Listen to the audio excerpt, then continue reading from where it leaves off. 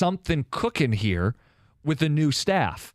Now, no one's going to proclaim them to be on the level of the Braves or the Dodgers or the elite teams in baseball, the Rays. But it would be a step. It'd be a tangible step if they did pull this off. And to your point about the division, Jeff in Heartland's got your back. He says, just win the division. You don't need to outrun the bear, just outrun the other campers. That's right. As the old saying goes. Yeah, or throw somebody that's in front of you behind you.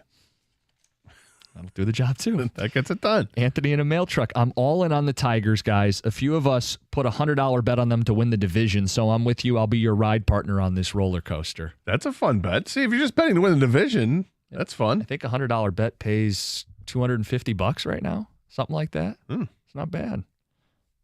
Nice. Actually, no. Probably more. No, it's $2,500 because it's plus $2,500. That's not a bad bet at all. I mean, I don't think they're going to do it, but if you want a little bit of value, as we say on Cash the Ticket. How'd you bet go last night? Just going to rub this in. Well, I was just curious. I didn't. You were betting college, right? Wake Forest money line. You tried to talk me out of it pre-show because I told you I'm going to go cut this podcast, this little daily dime for people. And Gator, I hate when this happens. I'm going to be wrong plenty, especially when you gamble. I think I gave people a decent breakdown. I'm like, hey, once the starter leaves for LSU, you got the better bullpen, you got the better pitching. Yeah. LSU's pitcher goes 8 innings, but damn it, they went to the extra innings, and I felt like I had a shot. Yeah. And Nobody was hitting, man. They had 8 hits between the two teams, and unfortunately for Wake Forest, LSU has the better lineup, and at some point it's going to catch up to you. Plus, Wake Forest is playing without one of their best players, who aggravated his rib injury. You follow more college baseball than I had realized because I was picking your brain before the pod yesterday. I've been shoring up the last week just because of the Major League Baseball draft, and I want to see for a test. It's that coupled with watching that game last Saturday. Just changed my world watching this kid, this Paul Skeens kid pitch for LSU. Is unbelievable. It's a really fun watch last night, especially opposite the sterile, slow burn of the NBA telecast, the NBA draft telecast. Texter says, Tigers need to go 9-7 in the next 16 games for me to feel like they have a shot in the second half. Have to play some above 500 ball. Okay. Gator was asking for the barometer. I brought up Ward Manuel. A lot of talk about what to do with Michigan, Ohio State, given the restructuring of the Big Ten with the no divisions. Yeah, the no divisions. Starting after next year. And teams got protected rivals, and they'll play every year. Michigan, Ohio State's protected. But there was a debate about, do you move the game? In other words, because right now there's a chance that they could play the final week of the season and then right away the very next week. It's such an arrogant thought. It's such an arrogant thought. But yes, it's possible that can happen. Well, okay, fine. I'll lean into it. It is an arrogant thought, but it also feels like a likely scenario too. It's a possible scenario. I would say likely scenario. Well, Penn State might have something to say about that. Would they? Why not? You don't think Penn State's good? I don't mean to suggest that we are in the Big 2, Little 8 of some people's childhoods, but I feel like... And you're looking at 2 years down the road. But you're not looking at... this year's different, but what happens 2 years from now? I suppose so. Historically, these are the two best brands in the Big Ten through multiple eras and multiple coaching staffs and multiple iterations of college football. Mm-hmm. If they play back-to-back, you would concede it does take some of the magnitude out of the game on campus if they're already going to play the very next week. 100% it would. I can't stand that they're doing away with the divisions. I think it's stupid. I think you're bringing in two teams from the Pac-12, put them in the West. It's easy enough. Let's go. Move somebody back over here. Was it Purdue? Move Purdue into the East and have at it. Instead, they're going divisionless, and it's stupid. But they're doing it because of TV. That's why they're doing it. So then for TV, shouldn't you move Michigan, Ohio State to mid-October? Or just not the final week of the regular season? If TV truly rules the day. I agree with you. Of course they should. If tradition takes a back seat, which we've seen so often in this evolution of college football, shouldn't this game, which Ward Manuel says, well, we would never move noon kicks. Forget about moving it to a night game. Moving it earlier in the season. They should do both. Right. It should be, whatever you want, whatever you deem to be the primetime game, whether it's literally prime time to be at night or if it's the big noon kickoff or the 4:00 game, whatever you want to do.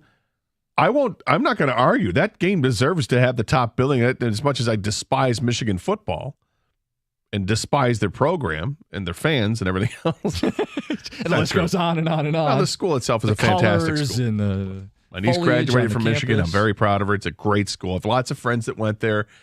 When you get to athletics, it's a different story. Anyway, it should be played in the middle of the season.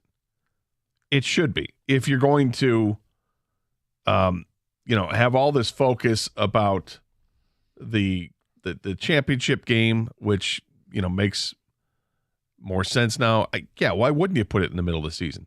Particularly if the arrogant fan base thinks that, we have to play them twice in a row. Well, you won't. How about you play them twice? If you're that arrogant to think you're going to face them twice, then you do it once in October and do the second time in December. How's that? You like them apples or not so much? I would be a fan of it. I don't, claim to be a Michigan fan, despite what other people may accuse me of in the next day part.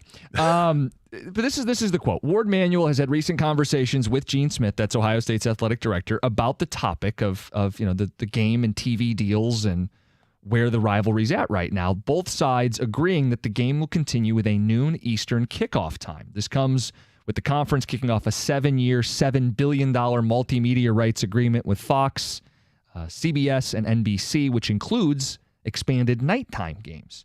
Quote, Gene and I have had great conversations about both topics, kickoff time and date of game. The game will remain at noon in the regular season when we play. Manuel said this on the Conquering Heroes podcast.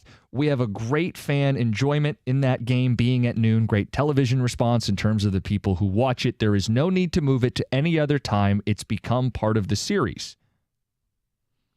He went on to say, we've had conversations. If we're fortunate enough to play them a week later, that brings out the excitement of college football. Again, this is Warde Manuel saying that. He says it's part of the evolution of college sports. Whenever Michigan and Ohio State play each other in football, whether that's the last game of the season and there's another championship game, there will be tremendous excitement by our fan bases, by our teams, and the nation. My attitude is, as long as we get there, whoever we play, it would be a tremendous to play them again. Okay. You made a comment. Too arrogant? You're staring me. Yeah, it's the thought of, when you hear Michigan fans get upset about, why do we shouldn't have to play them twice?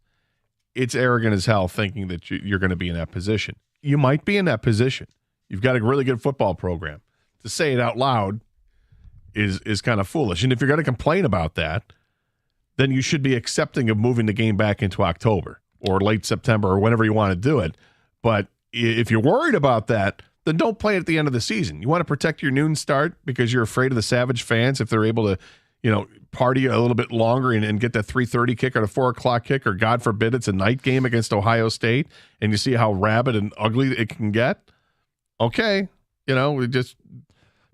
Well, it sounds like he's picked a lane, though. He says, I want to keep the game at noon, final week, and I don't care if we play back-to-back.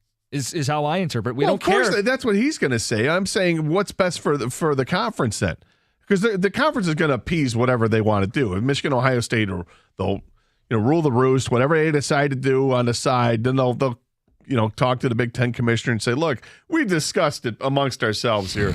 We're both okay with playing each other back-to-back weeks, quote unquote, if we're so fortunate to be in that position. 248-539-9797. Warde and Gene have talked. We're keeping the game Saturday at noon. Final game of the regular season. Is it the right move for the teams, the fan base, the conference? Get your thoughts. It's 97.1.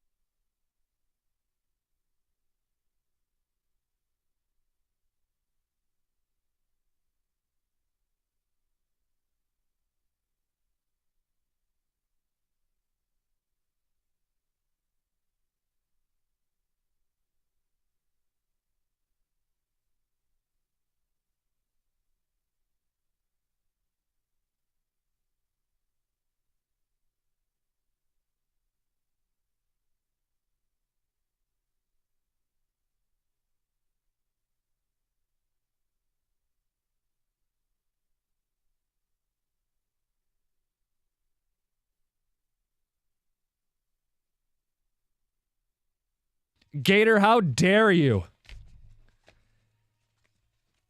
Look, you're the one poking a dragon today. You were totally... You're trolling me to get me to. We did talk Michigan hoops, and I said, "Is it a win or a loss?" last night. Yeah, I'm poking the bear. I've been very good through 17 years of doing this show with Doug. I've been very good about not spitting too much venom when it comes to the Michigan State rivalry. Did you go to Michigan State? I didn't know. we try to, kind of rise above it and not, we'll let the people go ahead and argue themselves if they want to, throw. There's a certain underbelly to rivalries that gets messy. Yeah. There is. But you use the word arrogant to describe. Because it is. I know. Gator. I know. But you said it, and Michigan fans are like, oh, Gator, your envy is showing. More times than not, Michigan and Ohio State are the two best teams. Green is the perfect color for MSU, That's right. color of jealousy. You can solve the whole problem by having divisions, and they've decided not to have divisions. I mean, make the argument why you don't need divisions. Give me an argument why that makes sense. The best argument is they were imbalanced, and you didn't get the two best teams playing for the Big Ten title every year. Right? You ended up getting these pick and choose when beatdowns. it's going to be balanced, though. Well, you don't know when Auburn is going to be a good football program or when they're going to suck, or when LSU is going to be good or when they're going to suck. You can't pick and choose that, just like you can't pick and choose when Michigan was going to be below their standards and Michigan State was superior. Right, there are all kinds of years where Michigan was a preseason top 25 team and they underachieved. Right. You can't pick and choose when you think that's going to happen. When you're bringing in two schools like USC and UCLA, I don't think much of UCLA. It's not like UCLA's got some great track record of being an awesome blue blood program, but it's nice to have them here in the Big Ten starting in 2024. USC, you feel like, okay, they've got things on the rails. They're in good shape here. Lincoln Riley, their head coach, they should be fine for years to come. And we know what happens in the Big Ten. Every couple of years, you get a Wisconsin flare-up or an Iowa flare-up, and you can ride that. And you add that with USC, you're going to get somebody out of the West, I think, that is going to be worthy of taking on the Titan of Ohio State, Michigan just a step below that, and Penn State below that. Why and a then step whoever. below? Michigan's won the Big Ten the last 2 years. I don't recognize that. Okay. I don't recognize Now that. I see why the ticket texters are saying what they're doing. Look at a 20-year track record, not a 2-year blip on the radar screen. No, in all fairness, obviously Michigan is they deserve the accolades they've gotten the last couple of years. They put things together. But is your point this would have balanced itself on its own with the cyclical nature of sports and adding two California schools, USC being a traditional power? I get that. When you go away from divisions, though, you all but guarantee, and the schedules aren't perfect because you don't play everybody. I'm well aware of that. But you have a much better chance year in and year out of having the two best teams play for the championship in a divisionless setup. Well, because you're going to take the team that finishes 1 and 2, regardless of what division or pod you put them in before the season. You say these are the two teams that are our best two. They're going to play for a spot in the playoff. That makes sense to me. But here's what you don't want, okay? And this is going to help support the Michigan fans. What you don't want is to make that game irrelevant. It is a great rivalry. I'll say it's one of the great rivalries in sports. Everybody else will say it's the greatest. I just don't want to give them that. But yeah, it's one of the great rivalries in sports, and it deserves its place at the end of the season. I won't deny any of that. Okay, it's a fantastic. I can't wait to watch the game every year. It's great. If you go divisionless, you run the risk of making that game completely irrelevant. Which is what we just brought up. The idea that they play back-to-back. It's possible it happens. And the magnitude of the game at Michigan or at Ohio State, these beautiful college Saturdays where the fan bases are at each other's throats. The idea that would be rendered, I hate to say meaningless, but if you're playing the very next week for the Big Ten title in a better playoff spot or a playoff spot altogether, it would devalue one of the truly most exciting special games in a college football season. And it's why we're not the first to bring it up. Ward Manuel's being asked about it. Should the game be moved away from the final week? And his response is, stay in at noon, stay in the final week. He's on the same page with Ohio State's athletic director. I talked to Ward at a previous Radio Life, and I asked him about moving the game time. Not moving the date, but moving the game time. You would have thought, this was in person so I could see his facial. You would have thought I offered to blood sacrifice a family member that I wanted to move kickoff by 2, 3, 5 hours. They are not. You don't do that. You don't talk about that. No. You can't do that.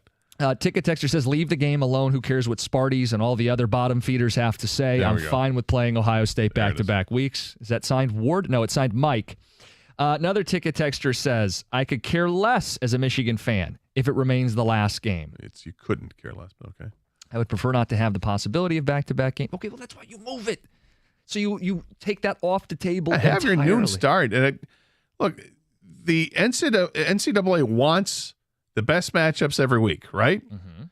And you can pick and choose when you have these awesome rivalry games, Michigan, Ohio State part of it. You can choose when you want it for television purposes. If you wait to the end of the season, you run the risk of having that game rendered useless based on what could happen the following week, which is truly the game for all the marbles, not the end of the season, but what would be a championship game. So that's the argument from the fan standpoint. Yes. There's also the argument that your traditions matter less and less as the dollars from TV get bigger and bigger.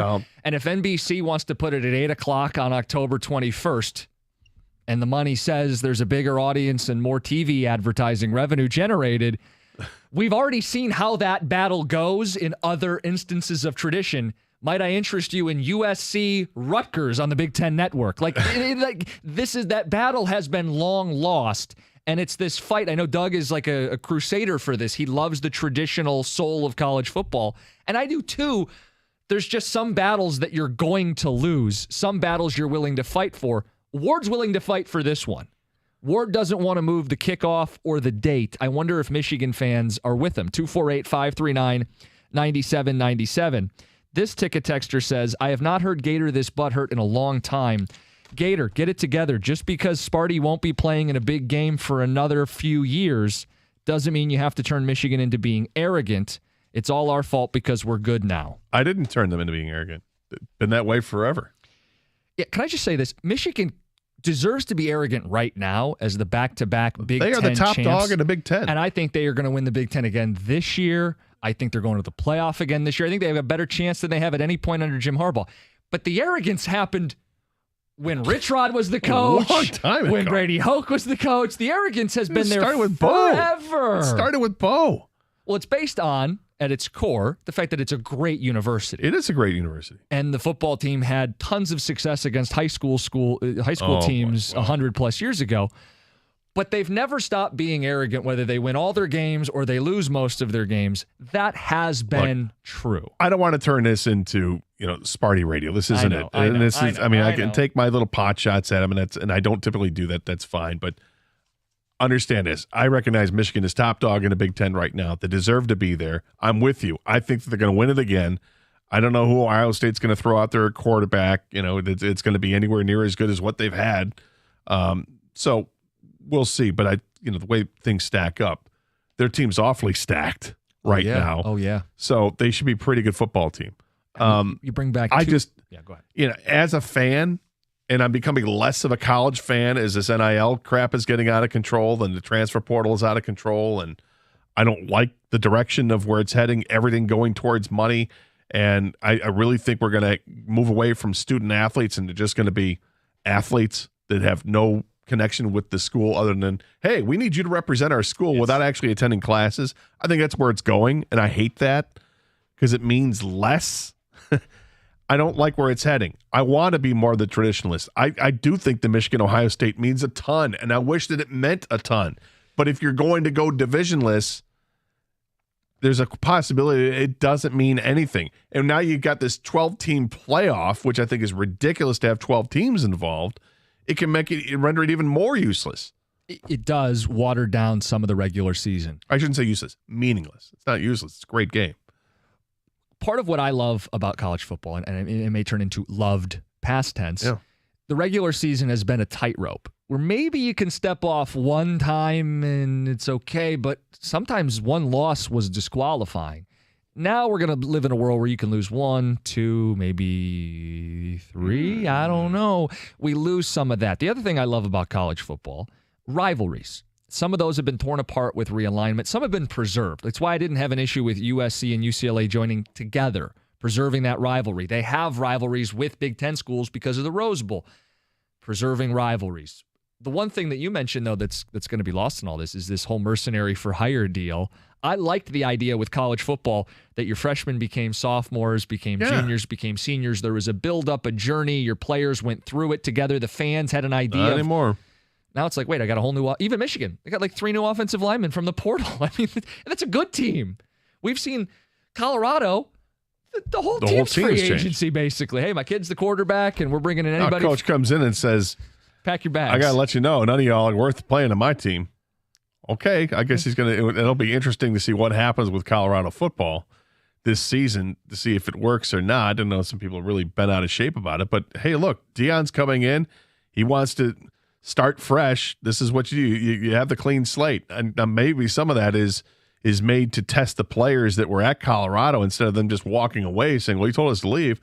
What about the guys that come back and say, you know what? I'm going to prove to you I'm worth staying in this team. I'm not leaving. I'm playing in this team. And maybe that's a lot of what he wants out of that team. But we'll see. Ticket Texter says they should absolutely move the game. But guys, Sparty Radio starts at 2. We'll hear from the guys coming up next. It's 97.1.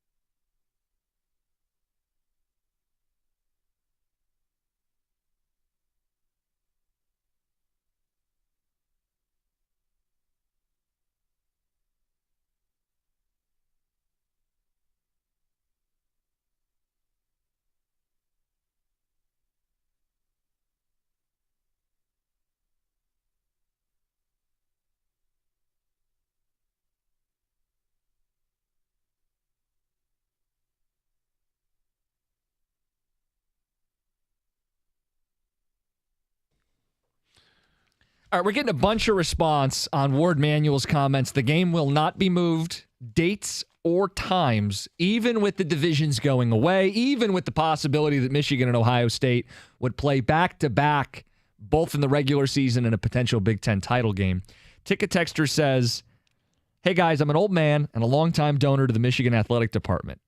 I also fund a football scholarship when I sold my business. but I strongly believe that the game must be moved earlier in the year for the new conference alignment to work. It's a no-brainer, and I'm getting tired of people against good change. That's Freddie in Traverse City.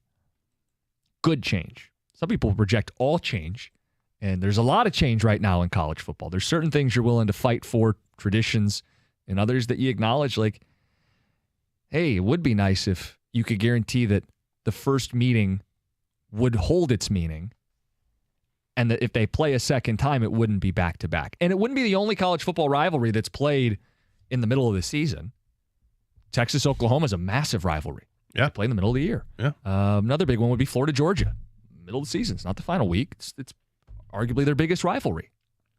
You don't have to play the last week. You just always have. And I hate that that's the reason to do it, is because we've always done it that way. Is there a better way? And in a new realignment, I would argue it is better to play November 1st or October 1st.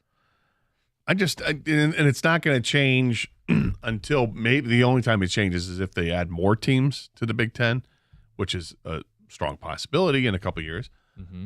But I just hate the idea of divisionless football when you have 16 teams. It doesn't make any sense. Is it because you can't play everybody? I know you can't play everybody, but you couldn't play everybody. No, I'm saying, so your solution, divisions at least allow you play everybody in your division. The best play each other. That's your best. That's the best way of balancing out the impossibility of playing everybody in your conference. You're not playing 15 regular season games. Yeah, you play the 7 teams in your division, and you can have a couple crossover games, and a non-conference schedule as well of a couple games. Sure. The only downside is the imbalance the Big Ten has had, not for a year or two and it's leveled off, every year of the East-West schedule, where the East wins every time and it's not close. And it's all but decided before the teams show up in Indianapolis, which is supposed to be this like presentation of the best in the Big Ten Conference. And 31-10, we're running out the clock in the fourth quarter. 51-3, everybody's already gone home. Right. That's, I think, the rejection of the divisions. Just give me the teams that are 1 and 2 at the end of the regular season, even though they could only have played 9 of a possible 15 opponents. Will there be issues? Yes, there's going to be a year or two where someone goes, hold on, they didn't have to play any of the good teams this year. We've had, there's been a run on games like that where it's been crazy like that, but it wasn't that long ago where, Michigan State was playing Iowa in a game that came down to the last minute, or Michigan State played Wisconsin. The game came down to the last minute, and, roughing the punter call. It's in a rut, if you will, right now, but it can change like that because of NIL, because of the transfer portal. Everything can change. There's a lot of new coaching hires that people really like in the Big Ten West. See how that shakes out. Mm-hmm. This could all be a lot of barking about a 1-year thing. If more changes come, right? Because there are going to be more changes. There's going to be more teams coming, and then who knows if the NCAA decides to actually do something about NIL and put in rules and regulations, and enforce them, then maybe that calms things down too. But the way it is now, I just don't like it. Gator, I posted 2 Twitter poll questions today, and I just wanted to see where people stood. You were active. Active. I said, was Michigan basketball a winner or a loser last night? Understanding they had 2 top 15 picks, but they didn't make the tournament with 2 top 15 picks. 52% said they were a loser last night. The other one I asked, and I got beat up for this. I said, a ticket texter sent this along. Would you rather have Wembanyama or Jokic? This idea of how great is Victor going to be. Pistons general manager Troy Weaver said, Hall of Fame potential at a minimum. People are going to talk about him like guys talked about playing against Michael Jordan. That was Pistons GM today. And I said, who would you rather have, Wembanyama or Jokic? That was the ticket text, and I said Wembanyama. 88% said they'd rather have Jokic. Rico just made a face. What? You know what? Because it's all in context. I walked in on the end because it sounded like you said you would rather have Wembanyama than Jokic. That's what I said, yeah. Over Jokic. Mike's shaking his head. Have you ever been more disappointed? No, I just think it's silly. So a guy who should be a 3-time MVP. You think last night Denver makes that phone call with Jokic and the Spurs take it? No, the Spurs are in a different spot. They're a god-awful team, and the kid's going to be cheap for 5 years. If you're saying, who would I rather have? I'll take the guy who's already been a 3-time MVP because he got robbed this year. I'll just take the guy that I know is awesome. A guy who can't be stopped. Like, this is like this generation's version of Shaq. Like, Plus, he's man, just going out there doing his thing. Off-season, he puffs heaters, bets horses. I know you Love- like his temperament. love the That's not dude. the question. He's my boy. So you I think Wembanyama's doing things that nobody's ever been able to do. Agree totally. I just worry, like, longevity-wise. Sure. But I'm down. This Wish he is was what- coming here instead of I know. Osur Thompson. that's you when you I guys think, like that? We are going to – listen, I'm going to Can try you to – just do me a favor because I couldn't get the answer today? What? Explain how the floor spacing is going to work for Can't. this team. Okay. Can't. And that's where I think there's only one way out. You probably got to go 4 at 120 with Cam. Yeah. Well, Oh, you're going 120. Because you got to bribe them. You got to make sure the Nets choke, that they can't match. Well, they don't want to pay the luxury tax on a lousy team. Right. You can push them up against I it. mean, Gator, I'm just offering the only idea I got because the trade possibilities seem bleak. No, I understand. I'm just the one because we were talking, Jimmy. You had seen the report out of Brooklyn was 4 4 and years, 84. Right. So I'm going to give you a 30%, what up, 4 years, though, 80. Detroit tax, and we're going to go ahead and make you choke, or we're going to get your guy. wait, Brooklyn's going just 4 years, 84? That's what I they're was preparing. saying. Then if that's it, I'd go 4 and 100. But Mike's going 4 and 120. Look, I want him. Secure the bag. I'm with. And Just get him. I guess I'm laughing because I never thought that we would have this conversation over Cam Johnson. Right, but this It is was something that today's NBA. truly you had to be an NBA nerd to even know who he was. You're right. And now, Yeah. he was just an also player who shot threes on the Suns. That was it. He Yeah, was but- great for betting purposes. But Rico, the truth of the You matter throw them in is, your four-leg parlays. who's this team starting power forward? Can anyone name that for me? Jalen Shot Duren. Thompson. Isaiah Stewart. Kill me. Beef.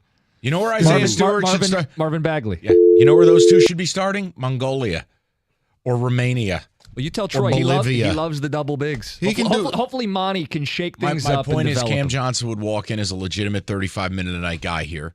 He's going to shoot 40% from deep, and he's going to be a plus-plus defender. It would at least give me the idea of, okay, now I can begin to fit these things in. The issue, fellas, explain this to me.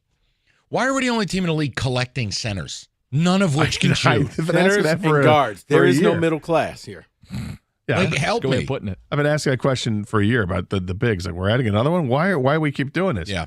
But if they go out in the offseason, if they get Cam Johnson, be great. If they don't get Cam Johnson, but let's say they get Jeremy Grant. Oh, Christ. I'm just throwing it I'm out not there mad because at you. I'm not mad at you. I mean, look, he's a guy who shoots the three really well, plays decent defense. He's 29. I mean, the appeal with Johnson is he's younger and shoots a little bit better. And the Monty defender. connection, he's a Yeah. real Gator. I get it. I guess for me, and we're going to talk about it, is like maybe the people. Do you see something we don't see? Do you see a fit? Are we too cynical about it? How about Paul Skeens last night? That's the guy. Don't do this to me. I told him not to. I know you tried to talk me out of it. Anyway, what else you got? No, guys? Penn and Okay. Chase is back. We're going to talk about it. We've got an NBA blitz of winners and losers last night. The biggest loser being the network that televised it. No, we got a lot of good stuff, and I will try to be fair. But I one thing really bugs me is the Pistons as a team. It feels like they're not taking the best players. They're taking guys that fit their stupid narrative or cliche. This idea of grit and toughness and, hey, remember we had the bad boys 40 years ago? And it's like, guys, just take good players. I get like last night was a cliche night. And I like Sasser, but he's tiny and he's Hendon Hooker's age. And Osur Thompson might be very good, but I have a big problem. I said this on the show yesterday. If I'm taking a guy number 5 and he can't dribble and he's not a consistent shooter, I can't take you there. I just can't. But if you couple it with a free agent signing, it makes it easier to It can take. help. It can But help. Gator to- but they better get that free agent signing Right. because if they don't, then we're all on the same page. Because What the at hell are any you given doing? time on the floor, you could have 4 guys who can't shoot. Correct. You're the Orlando Magic. Magic pieces are cool. They can't shoot. You got to build a team at some point. Got to be able to shoot in today's game. Congratulations, you drafted Killian Hayes 2.0. Oh no! Oh, that's so mean. No, but you just Hey, we got Stanley Johnson on the ticket text Oh, today. come on. That's also mean. Come on. Give love a chance. How about Stacey Augman?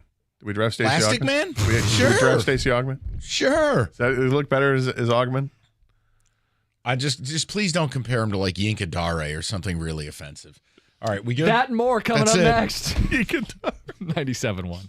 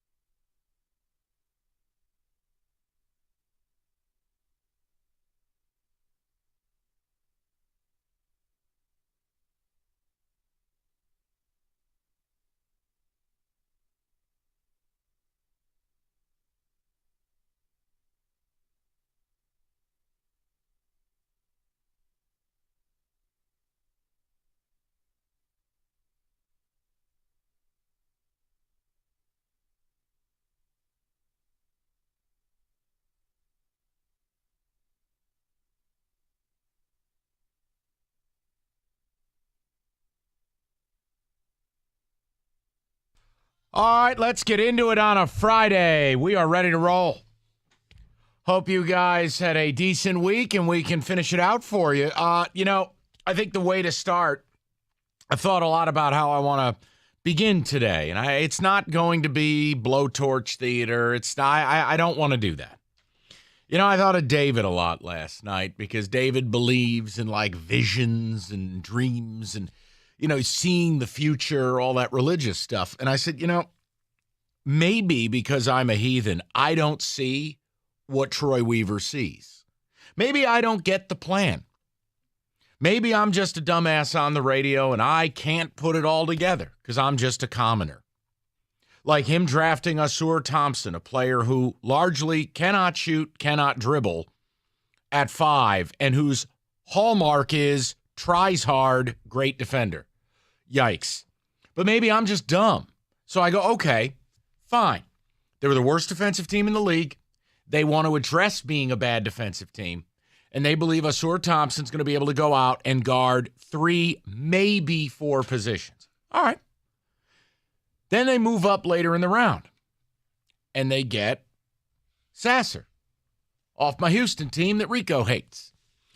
And that's the one that kind of really hit me, where I go, what are we doing here exactly? Now, look, had the Celtics kept that pick, or had the Heat made the pick, or had the Nuggets made the pick, or had the Suns made the pick, had Milwaukee made the pick, if you are a deep playoff team and you want to get this 24-year-old college player who's a dog, but he's undersized, defense is the calling card, and a lot of the shots that he took and made at Houston he'd never be allowed to take in the pros, I would understand it. I don't get that when you already have a 3-guard rotation and now he's number 4. Okay, so here's where I'm at with this. I think in order to really have the final opinion, I have to see what, if anything, they do in free agency. Because I'm going to be open with you. This isn't talking out of both sides of my mouth, Rico. I'm being serious. While I don't like what they did last night, because I thought it was ridden with narrative and cliche. Truthfully. I mean, if we created a Troy Weaver bingo board and you had words like grit and foxhole and he's a Piston and defense and relentless, oh, blow it out your ass. Blue collar. Yeah, I don't care. The Pistons are drafting on a narrative and a cliche, and it's like, fellas, no one's interested in anything you're selling. It's not 1989, nor is it 2003, 2004. The league has changed. Nobody wants all grit, toughness, and foxhole. We want boats and hoes. I mean, let's get a prestige worldwide. Come on. Kenny knows the reference. The point I'm making is, if they go out and sign Cam Johnson, do I feel differently?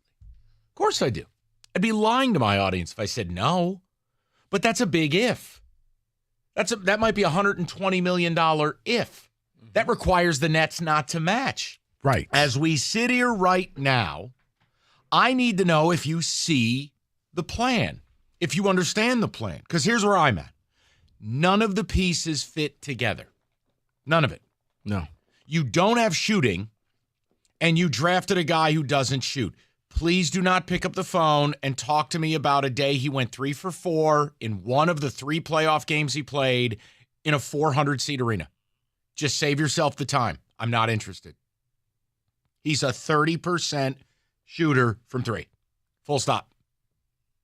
And he didn't have to do it in harsh environments. And honestly, you're rounding up. Trying to be 30%. Nice. Trying to be nice. Trying to keep it fair. Yeah. Trying to be fair. Now, my issue is none of your centers fit. Wiseman can't play with Duren. Duren can't play with Beef Stew. Beef Stew can't play with Wiseman. And nobody wants to play with Marvin Bagley because he sucks. So you got a collection of centers who don't have versatility, don't stretch the floor. No one can shoot it. No one is even an effective post player. All right? We don't have a stretch 4. The one wing we have is 34 and on a 1-year expiring. Might not even be with the team. And then we get to Cade, who hasn't shown to be a high-level shooter, and Ivy's working on it. Rico, I'd argue with you that if we do what we wanted to do in trading Bogdanovich at this point, we would trade the only above average to good shooter this franchise has. So here's what I look at. How do the pieces fit? Well, if you don't acquire a legitimate stretch four or a dead eye who can moonlight at the four but primary at the three, Rico, I don't know how it works.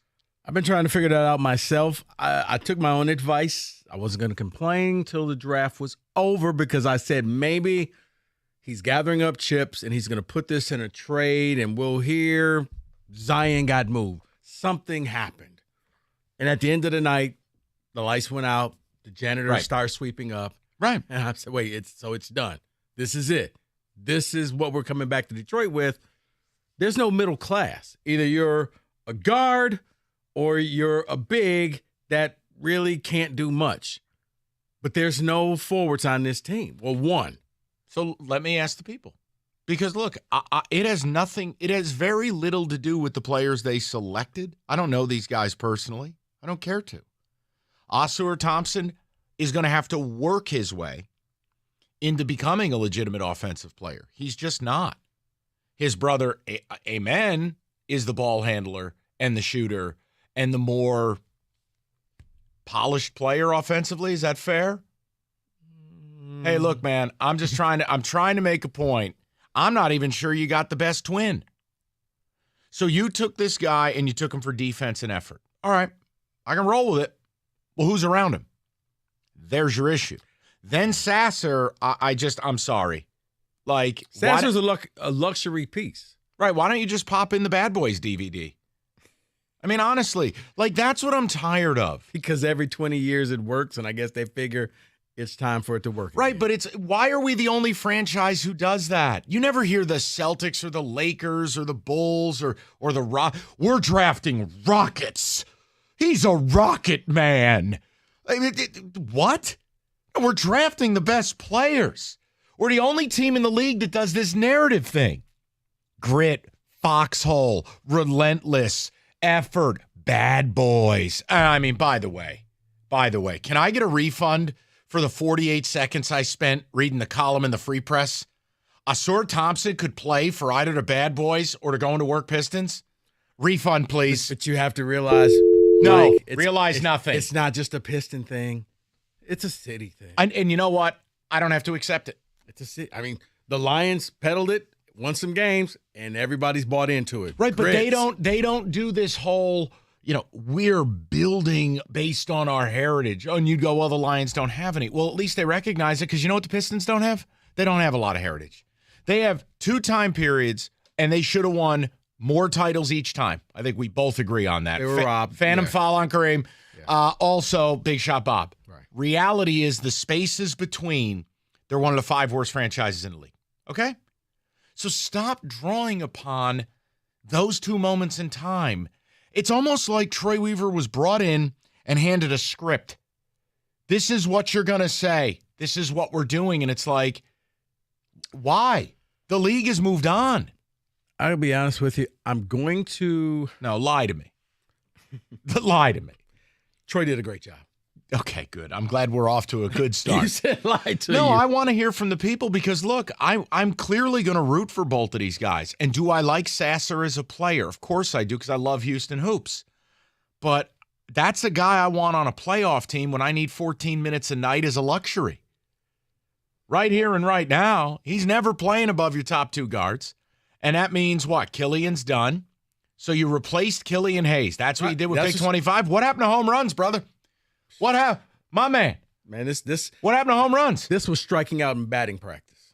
That's how it felt. And I told you from the start, people, don't get angry. I didn't want to pick at 5. That's not me changing history. I'm not mad that they took Ausar Thompson. It's that I don't care that they took Ausar Thompson. I didn't do what Cookies did. I didn't plant a flag. I told you, I'm unemotional about most of these players. But when you draft a guy who simply cannot shoot and who's not a ball handler, and I go, oh, man, we drafted a defense-first player at 5? I struggle with that. Yeah, I have no idea what's going on with the organization. You brought in this coach. You made him the highest paid coach. You went into this draft. You said you're going for home runs. I think it's safe to say as of now, it's not there. This all comes down to what he's going to do in free agency, Mike. And, honestly, I'm going to give you the answer, and I want you to make fun of me. Okay. People, you're not going to like what I say. You have to go out and offer Cam Johnson a contract that is so offensive, the Nets won't match it. Cam Johnson is everything Ausar Thompson isn't. He's taller. He's a 40% shooter from deep. He's a proven player. He's played in the playoffs, and he's a dude by all accounts. Plus, Monty Williams loves him.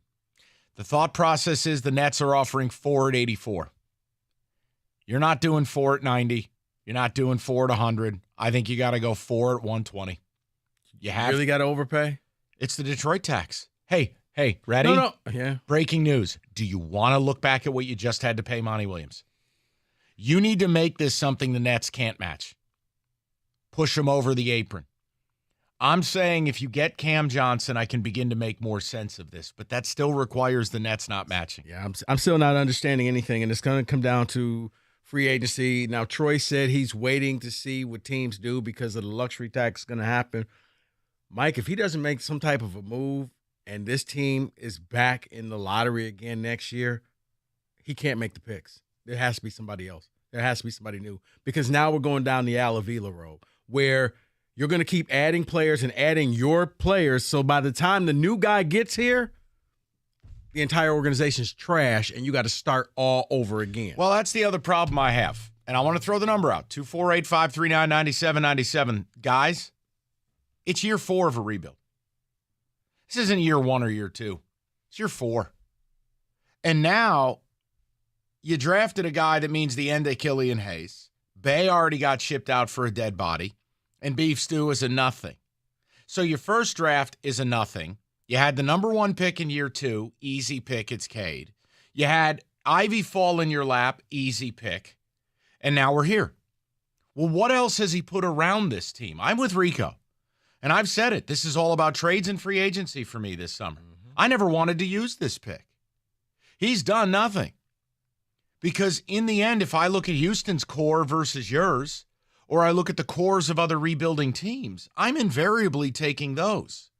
Now, can you greatly and in a dynamic way change what we view about the team with 1, 2, 3 moves in an offseason? Absolutely. That's why I'm not yelling and screaming about this today, okay? I'm not. This isn't about, they didn't take player X. I told you I didn't even want to use the pick. But the specific guy you took is right now at this stage of his life a bad offensive player. All right? It's just what it is. Right. You drafted probably the 7th or 8th player in the rotation next year with the 5th pick overall. I'd be thrilled if he was the 7th guy. Thrilled. Because right. Players, it's hard to crack rotations. Right, but the 5th pick, this is somebody who should be in the lineup. Right.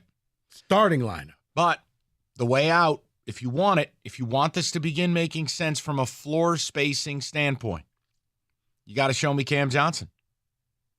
You know, Yahoo had a report. Atlanta might be shopping DeAndre Hunter. Do you want to go that route? Guys, I told you, I'll give Troy the summer. It's not just going to be the draft. But was I impressed with last night? No. And it feels like they are drafting things that fit a narrative versus taking the best players. And I'm sorry, you're the only team in the league that has this weird, you're almost like U of M in this manner, the whole Michigan man thing. We ought to create a new phrase, are you a Pistons man? Like all of a sudden you have to win games 75-72 and elbow people at the base of their cranium in order to be a Pistons man. You're a Pistons dude, and at the end of the game you put on a pair of buffs. Doesn't I mean? I was waiting for Thompson to put on a pair of buffs. 248. Well, don't worry. Hey, if they gave Monica McNutt more time on the couch, maybe they would have had wardrobe changes, and we could have done an extended interview with every effing parent last night. What are we doing? That's why your round doesn't end until 11:17 at night. We got Monica McNutt interviewing every family member of every pick. Hey, you're a millionaire. Is this fun? No, it sucks. Are you happy your son made it to the league? Wow, pretty cool. Your brother just got drafted. No? Go home. Take the night off. It's a long way away from AAU basketball, right? I see you're crying. Are you emotional about this moment? It's not funny. It's terrible. The draft coverage was awful. I'm laughing. Christ. Because it's true. And then I thought I could get a break, and I'm like, I'm going to switch over to ABC. It's simulcasted. You see the same stuff. It's the same people. And then you heard that. I would have killed for that. All right. 248-539-9797.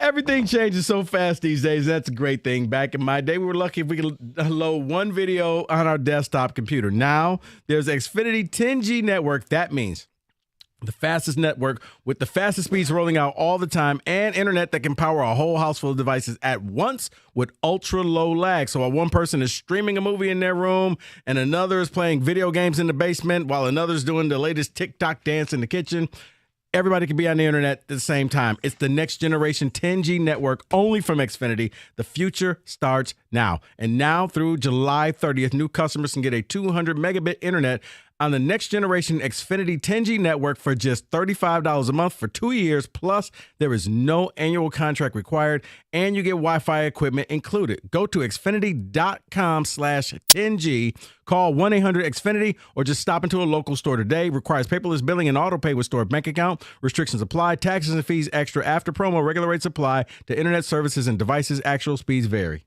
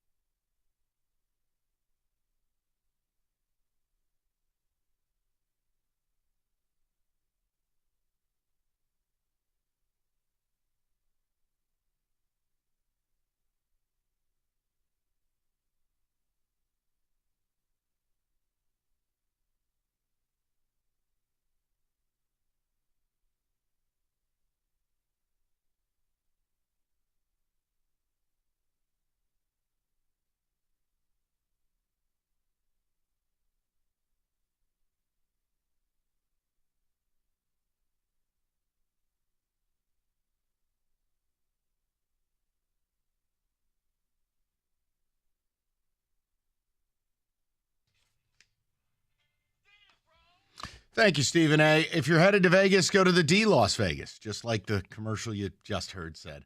It's the D.com to book your stay today. It's Dave loves when I do that. Look, you'll have a hell of a good time. Football season is not that far off. Take a football trip to Vegas. And it doesn't even mean go see the Raiders. Go check out Circa. They've got Stadium Swim. If you stay at the D, you'll get 2 free passes, Stadium Swim. Take in a day of football, people watch. That definitely is a pastime of its own.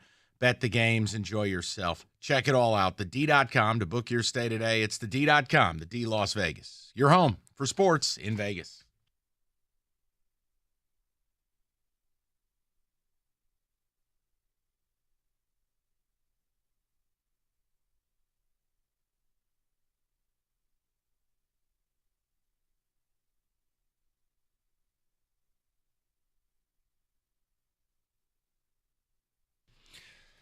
Thank you, Mark. All right, let's get to the people.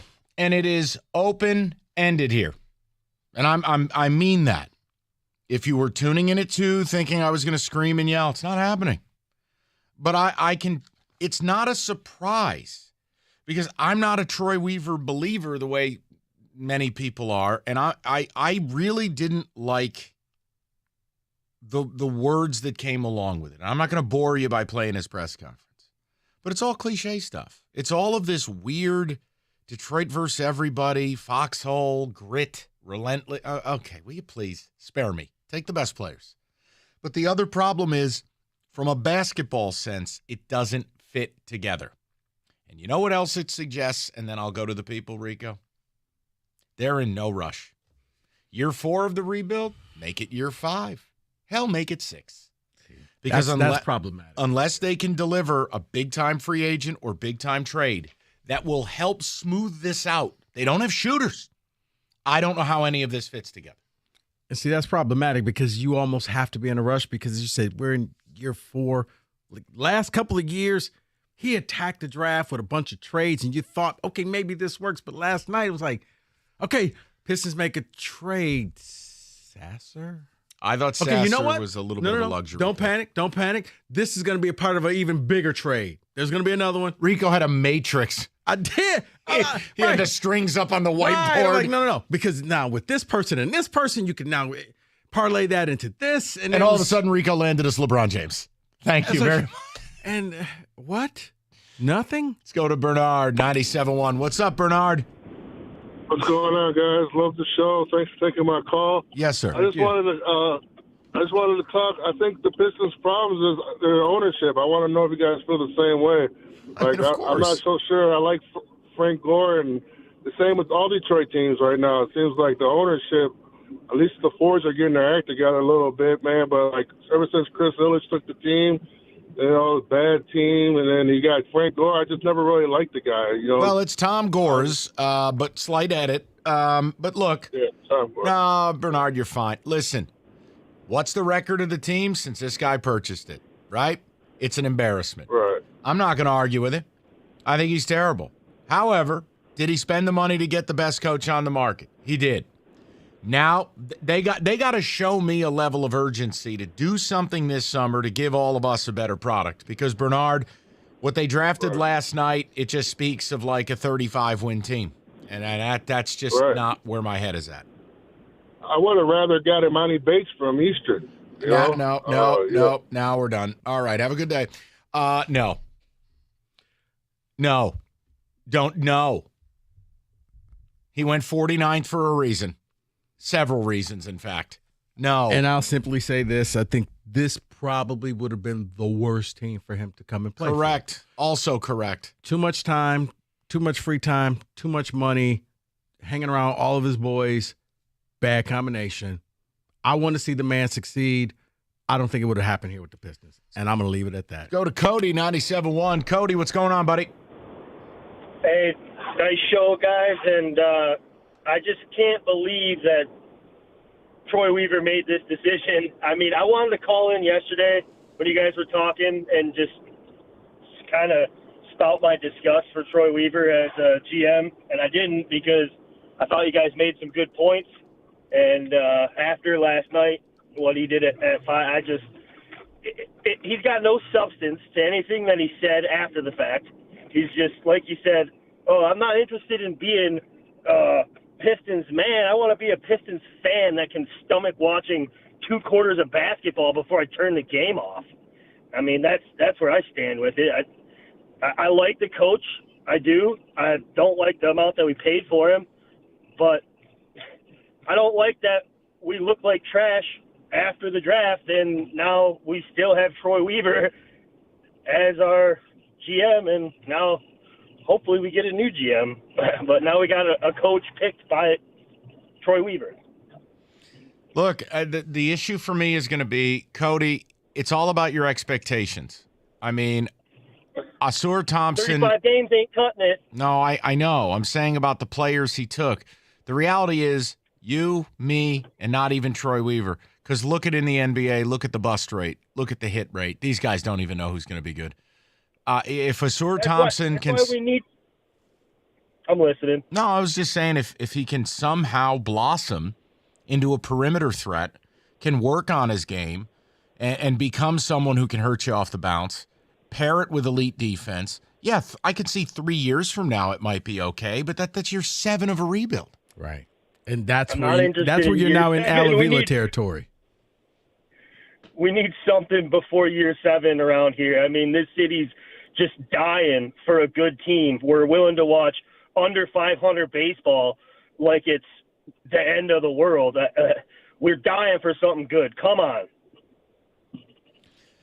Look, he's gonna have to work his way into being a good enough ball handler to initiate pick and rolls and to be effective, and then also to be able, when that ball gets swung over his way. In today's league, if you're not able to shoot the 3 at above 35%, I ain't got no use for you. Right. Because they simply will just leave you out there the way teams did Russell Westbrook. He's not going to hurt us. Go ahead. And then you factor in your bigs can't shoot it, can't space it. Now, look, does it look different if you bring in a Cam Johnson?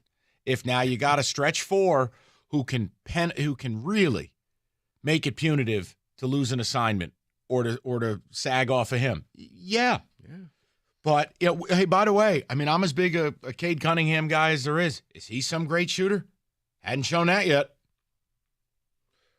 I think they really believe that Cade is going to come back and be that difference maker. And I think you can be a hell of a good ball player. But shooting is shooting. What did we always say about Cade? You have to put shooters around him. Yeah. What have they not done? Put shooters around him. Right. Tom Gores, Frank Gore, all the same, right? 248-539-9797. We'll get more of your calls. And again, tell me what the plan is for the Pistons. If you like it, do not feel ashamed and don't feel like you can't call in. Explain it to me. If you hate it, feel free. Vent. Go on with your day. It's Friday. You shouldn't be upset. All right, summer's here. Everyone's going on road trips, heading up north. Moran Buick GMC has you covered. The 23 GMC Acadia, flexible third-row seating. It makes room for everyone and everything. They've got stock arriving daily, easy online ordering system as well. And if you have something wrong with your current vehicle, no problem. MoranExpress.com. Scheduling is fast and easy. You get the free loaner vehicle. You go about your day. Do your thing. It's Moran Buick GMC, where you always get the best price, period. It's on Telegraph, just north of Eureka and Taylor, or at MoranExpress.com. It's Moran Buick GMC. We are professional grade.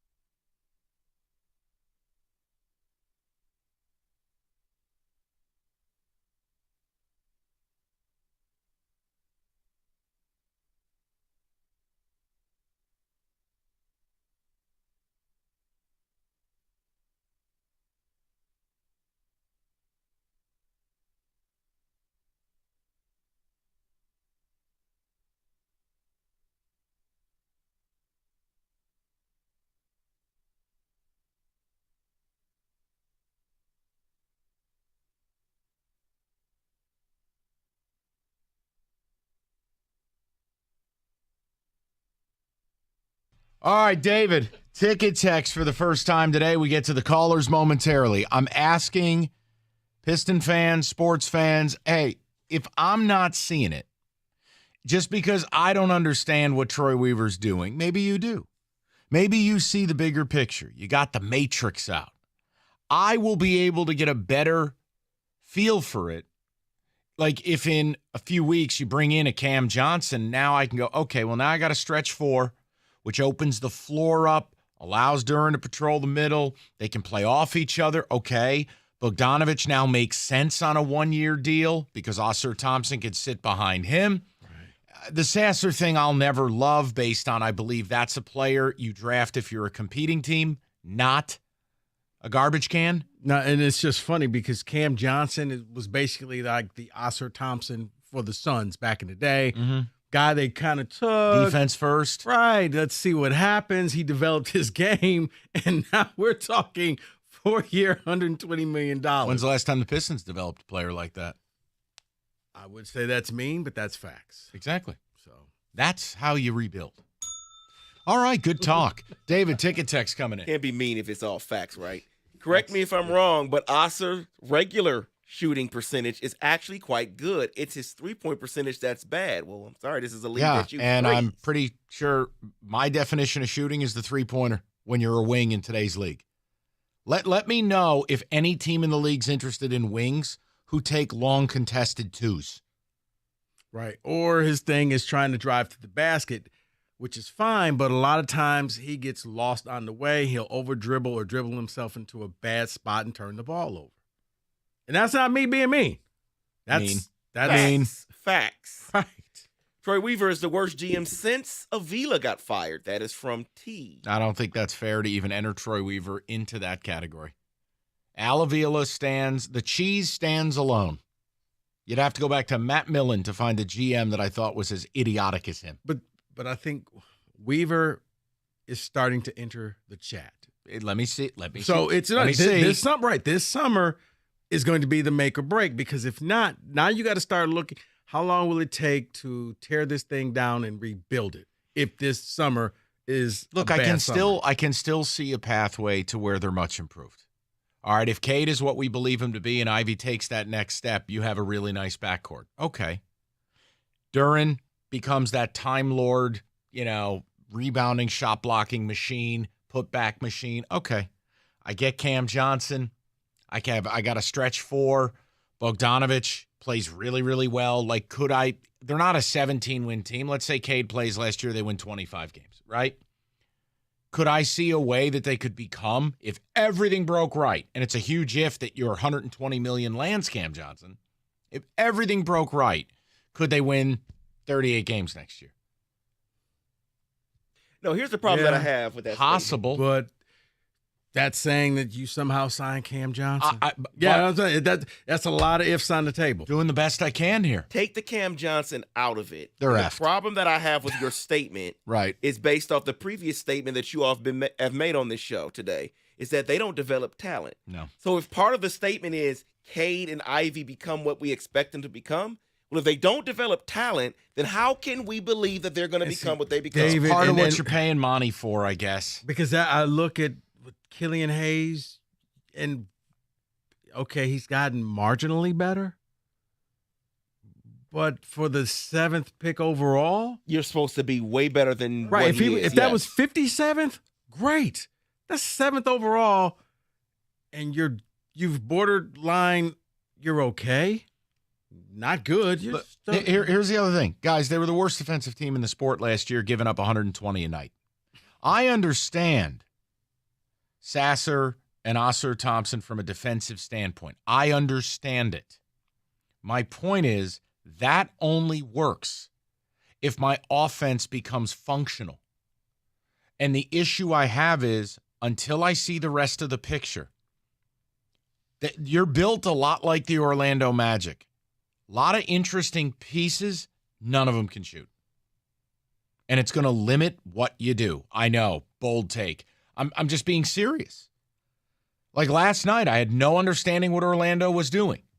And no, it's not Orlando radio, but that's your direct competition for a play-in spot. Orlando just needed a couple of shooters.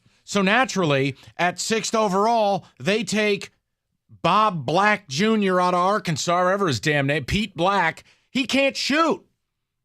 The kid literally cannot shoot, turnover machine. What? Then they follow it up with Jet Howard. And I'm like, all right, spot up. He could take it and make it. The problem, Jet refuses to pass the ball. Right. Black hole. So when I look at teams, you get to a point where it's like, okay, do you have fun pieces? All right, that's a start. But if the pieces don't fit, none of it matters. Is that... No, Pete Black. What is his name? Anthony Black. Thank you. What I said is not wrong. No, and I love Arkansas hoops, but when they're good, they're great. When they're bad, they're awful. He cannot shoot. Orlando people were upset because it's like, yeah, what you just said, okay, we need some shooters, and you went out and found anything but shooters. Now, Jet from a kick out, can Jet shoot the ball? He can, but like that's not where I'm going with that Jet gets pick. into a rhythm, he's dangerous. But when he's not in that rhythm, he's a liability. Sounds awesome. All right, let's go to the people. Let's go to Ryan, 97.1. Ryan, what's going on, buddy? I feel so bad for you guys. Why? That you have to deal with this all day long. No. 2 weeks ago, I'm a basketball geek. Someone's like, hey, have you heard of the Thompson Twins? I'm like, sure, that new wave band out of England who had a hit. Don't you want me, baby? And then I looked at this thing. Was he on a McDonald's league? No. Was he on any USA league for kids? No. Well, no, they haven't played anybody. Exactly. They haven't played anybody. Ryan, I'm with you. No, you know what I mean? No offense to him or his upbringing or whatever. I went and watched it. He's the fourth tallest player in his league. Fourth. At his height.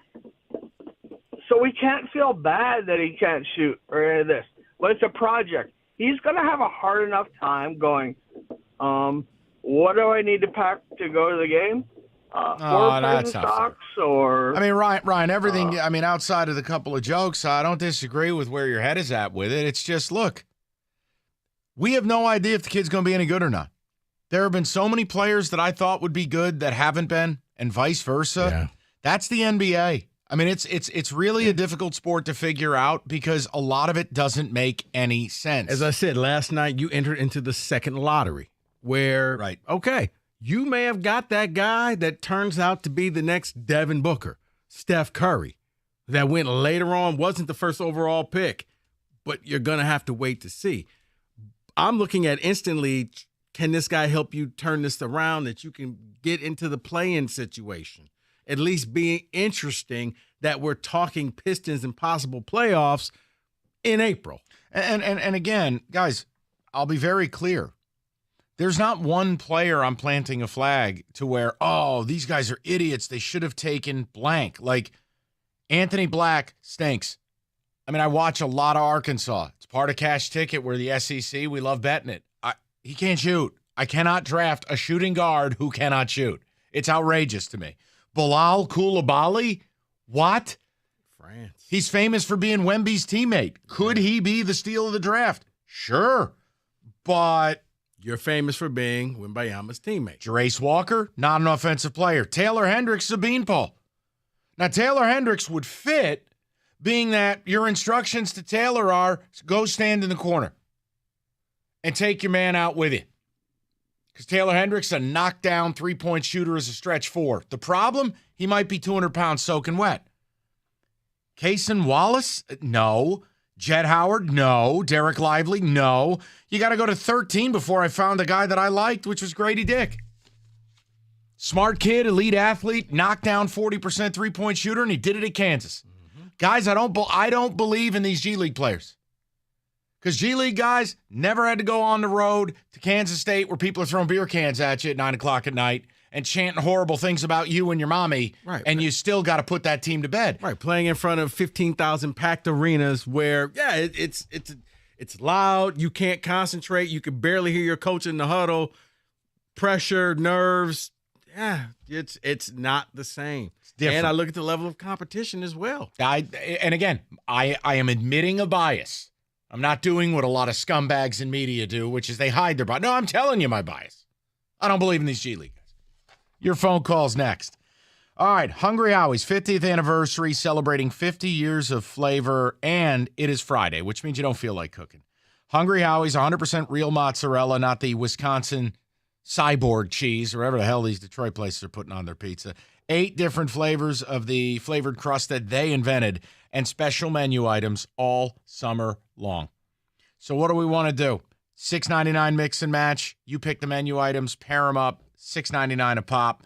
Or special item, limited time only right now, the 73 Classic. It's 73 slices of the spicy pep for $9.99. Whatever you choose, it's Hungry Howie's. 73 Classic, limited time only, Hungry Howie's.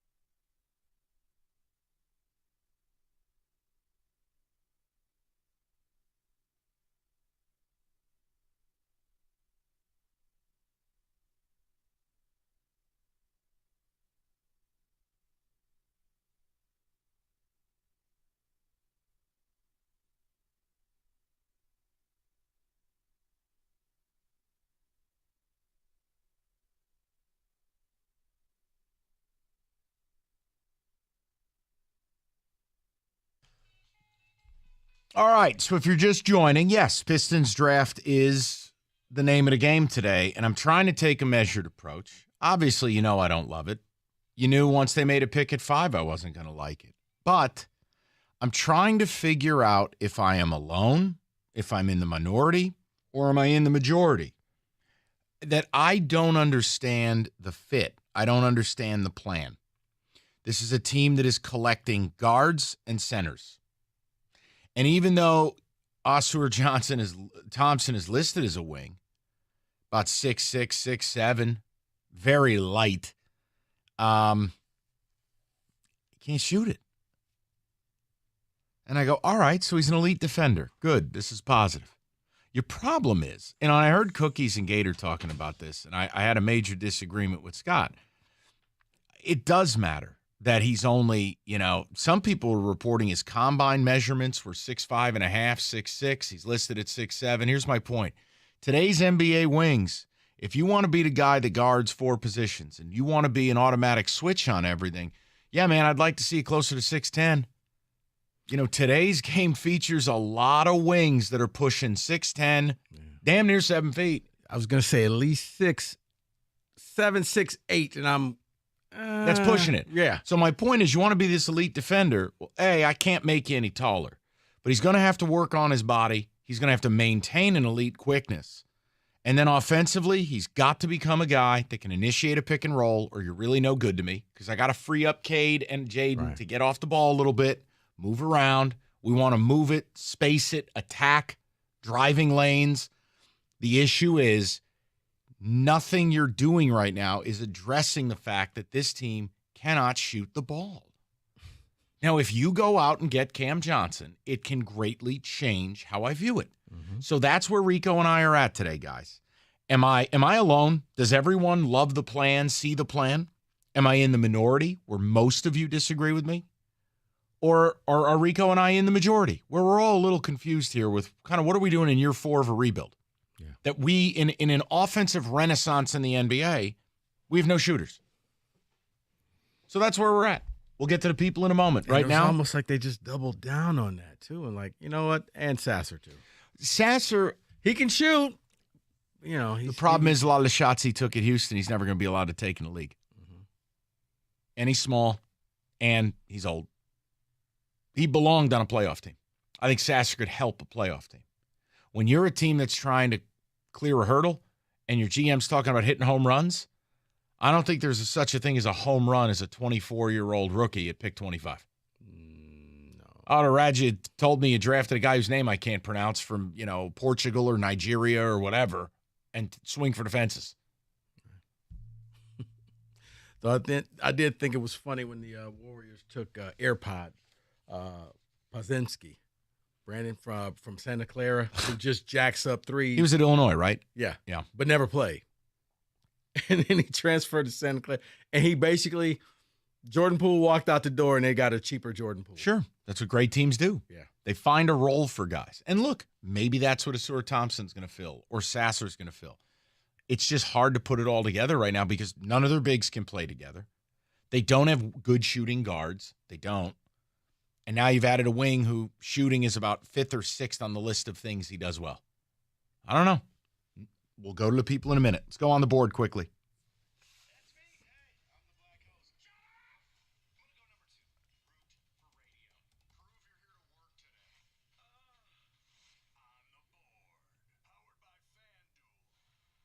All right, we're back in the mix.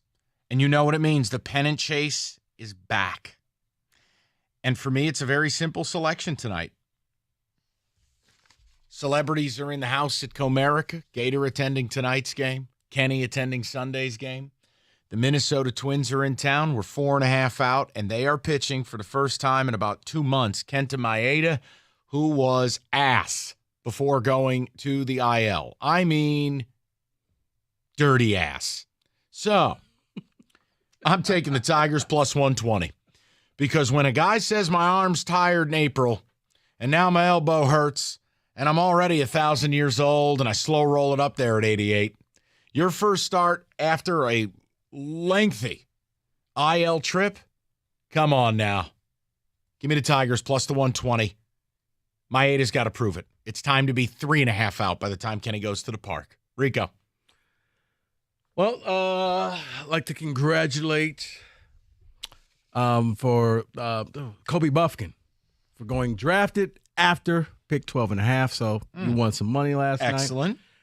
Mike, I'm going to go to a little parlay. I'm going to go with Acuna, Michael Harris, and your boy, Ella de la Cruz to all get a hit in the game today, plus 155. Okay, that's good. I thought you were about to do a three-headed home run dance, and I'm like, wait, no, stop. No. Just a hit. All of them have to get a hit, And plus 155. Mike Harris has been on fire. Yeah. Ellie De La Cruz is just a sensation. Kenny, talk to me. What do you want to do? You want to go over tonight? We got Joey Wentz versus Maeda. I have a Floral Friday Kenny Cott parlay. It's 2 legs, very simple. The Tigers off a day off, plus the Toronto Blue Jays also on a day off, facing the lifeless Oakland Athletics. I would argue their second best pitcher in Chris Bassett on the mound. I don't really care who's on the mound for Oakland because they're so bad. You combine those two, it's plus 177. I was going to say, why don't you just go run line with the Jays? Minus 300 is no value. Good heavens. All right, hold I mean, you please. do what you want. I'm just, No, it's a good play, especially because of how bad they are. Oh, it's funny. Oakland had the 5-game win streak, and you're like, oh, well, maybe they're starting to pick it up a little bit. Oops, they've lost like 10 in a row. Much spicier, plus 241. I like that a lot. Now you're cooking with gasoline. David, what do you have for us? This is what I have. WNBA. Yeah, it didn't do well for me last night. So I'm pushing it here. I'm gonna go with the LA Sparks against the Dallas Wings, plus 1.5 of the LA Sparks. They blew out the Dallas Wings last week, so I'm going with the LA Sparks in this one. David?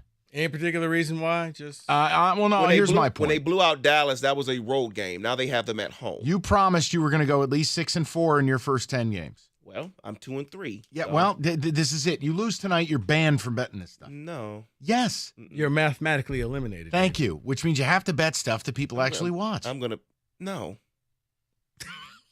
You gonna die on this hill? Yes, I am. Somebody go take some Gatorade up to David up on that cross. Go ahead, David. I know. David, let me get you a different size of new era crown of thorns. Let me get you the game used. Right. That is on the board.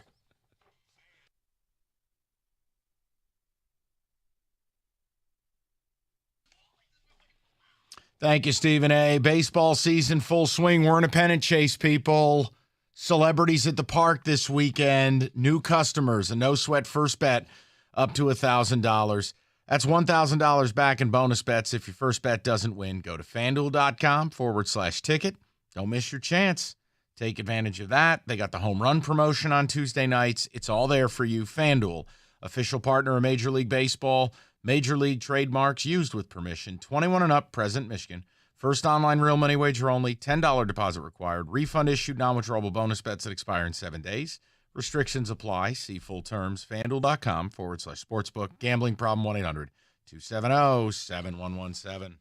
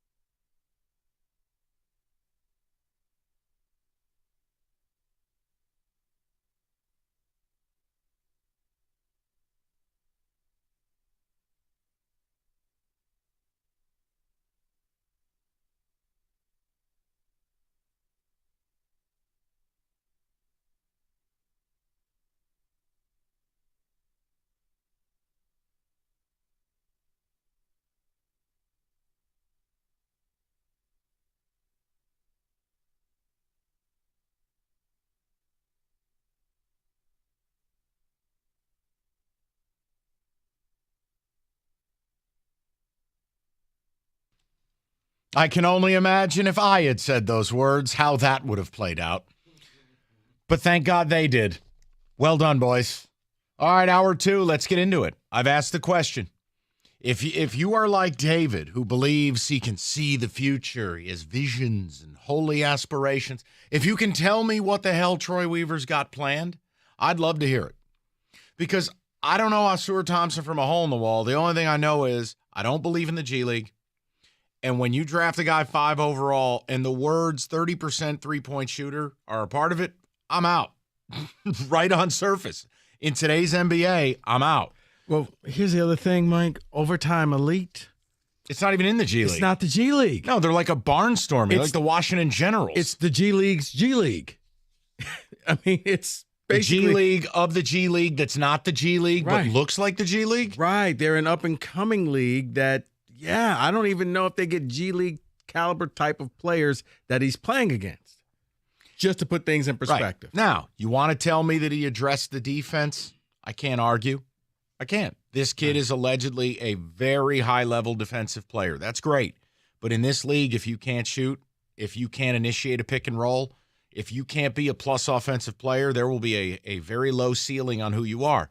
Sasser, the guard out of Houston, you know I love Cougar hoops. Rico makes fun of me. I love the kid. He's a red ass. You're going to get a jean jacket. But he's basically 6'1", 6'2". He's 24 years old, which may as well be 40. And I feel like that's a player you take if you're a playoff team. That's a player you take with no eye on re-signing him. You get 14 minutes a night out of him. Depending on the matchup, you deploy him in the playoffs. That's it. For this team, I look at it like, all right, so now you're either the fourth guard or the third guard. That's what I did at 25. When I am desperate for shooters, I'm desperate for wing players. I didn't like it.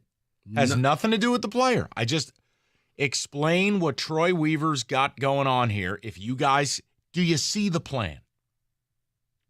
I don't. I know you. I didn't even ask you. You're on a different level of negativity today. It's not negativity. I was expecting more. You can't go out there and talk about hitting a home run and do that. You can't go out there and say, I'm not about the singles and the bunts and all. You bunt it twice. Or maybe hit a single and then you bunt it. But there was no home run. There was no double. So that's why I'm like that. Because I was expecting, okay, you're about to pull off some mega deal. You'll be a part of a 3-way trade. Nope, none of that. You look like the Detroit Pistons. I really need Adam Silver screwing up this team's name. It's so disrespectful. So disrespectful. It could be like Harvey Bias. When they lose, they're the Pistons. When they win, they're the Pistons. Plain and simple. We'll get it. Want to go to the people? Yeah, let's go to the people. See what everybody's got to say. Let's go over to, I believe Dre is next in line. Dre, what's going on, buddy? What's good, guys? You all right? Oh, you sound thrilled to be here. Oh, no, man, I'm good. I'm just chilling. But man, I got to be honest. I'm not exactly sure how this is all really coming together. It's one thing, and I've said this before to you, too, I think about a month ago, and I brought up how Cade missing last year, I think, has really kind of thrown us off in terms of the real projection and position this franchise is right now, because we just don't know. You know, if we saw Cade's second year, he took a step forward, built on a really good rookie year, and let's say, I don't know, he looks like he's probably going to his third year, going to be an all-star. That would change the whole outlook. But right now, we're such in a place where we don't really know who is the true alpha of this team. Okay, it's causing us to feel like, man, we got to make a big move here. And even though I agree with you, Mike, I want to see some kind of shake-up or some kind of move to kind of put us forward this offseason. I'm an NBA fan, and I'm a Pistons fan first, but NBA fan, overall. And just looking around the league, the moves thus far around the league have all been kind of weird. Like, I don't really agree with any of them. I don't think CP3 fits with the Warriors. I don't think Kristaps makes the Celtics. I think it makes them different, but I don't think it makes them necessarily better. You're losing Marcus Smart, your best on-ball defender. See, You know, I have same thing thoughts. with the I have Suns. thoughts on that one, but nobody cares. Yeah, that'll be a I sidebar wish for you we and could I. talk about it. I wish we could talk about it, but I think it's more of a lateral move. Makes you different. Same thing with the Suns. Like they didn't get really better to me. They're just different. So it's. I think a lot of teams this offseason in general are kind of stuck. I think it's a bunch of teams. I saw the different Nuggets. I think everybody needs to do something to change their roster up. Look what the Bucks. I know maybe I should stick to the Pistons. No, you're fine. You're fine because I think you're making a point, and I made it yesterday. You called in a few weeks ago with it. I said that basically what the Wizards had done or what these other teams have done had devalued picks to the point where maybe the 5th pick just didn't mean anything. We had started the offseason with the 5th pick, and Bogdanovich could be somewhat compelling somewhere. And by the time we got to draft night, I'm not sure he could have got a chocolate eclair for the thing. No. I think that got to the point where, like, I don't think the phones was ringing. I was look, man. I was watching my Twitter feed all night for Sham and Rose to drop something, but it wasn't just the Pistons. There really wasn't much movement at all last night. Anything seismic. And even Portland. I think Portland's in a really interesting situation. I mean, now they got 3 point guards. I think Portland. Simmons, I think they got to move on from Lillard. You can't take Scoot Henderson there when Dame Lillard has made it abundantly clear he does not want to play with kids. He does not want to play with young players. but So now, at the moment, was Dame at the was he at the workout with Scoot and maybe he blessed that pick? Oh my Lord. It doesn't make any sense though. And that's my point is that, and that's subject to change, right? We'll see once free agency starts. Maybe they make a move with Simmons or with Dame and change it up. But my overall point, bringing it home to the Pistons, is that I don't really have a feel for what any other teams are doing. So it makes it hard for me to feel like, okay, well, maybe the Pistons can take advantage of this.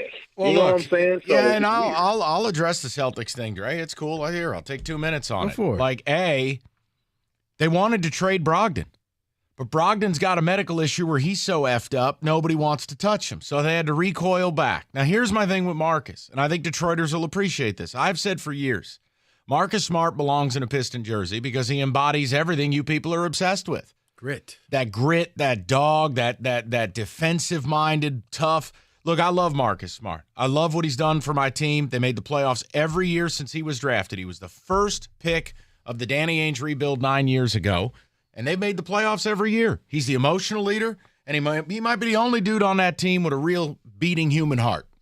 Here's your problem. He is damn near 30. His body is slowing down. His style of play makes it really hard for him to project forward as a high-level player. And I hate to break it to you, his defense is getting a little overrated. Now, that doesn't mean I don't want him.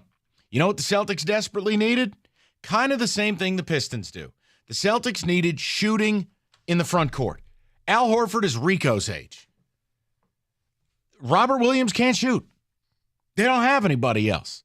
So you have to go out, you make a move for a highly flawed guy in Kristaps Porzingis because he's made of porcelain, but he can shoot the three, and he's one of the best drop pick and roll defenders in the league, which is key for what the Celtics do and how they approach things.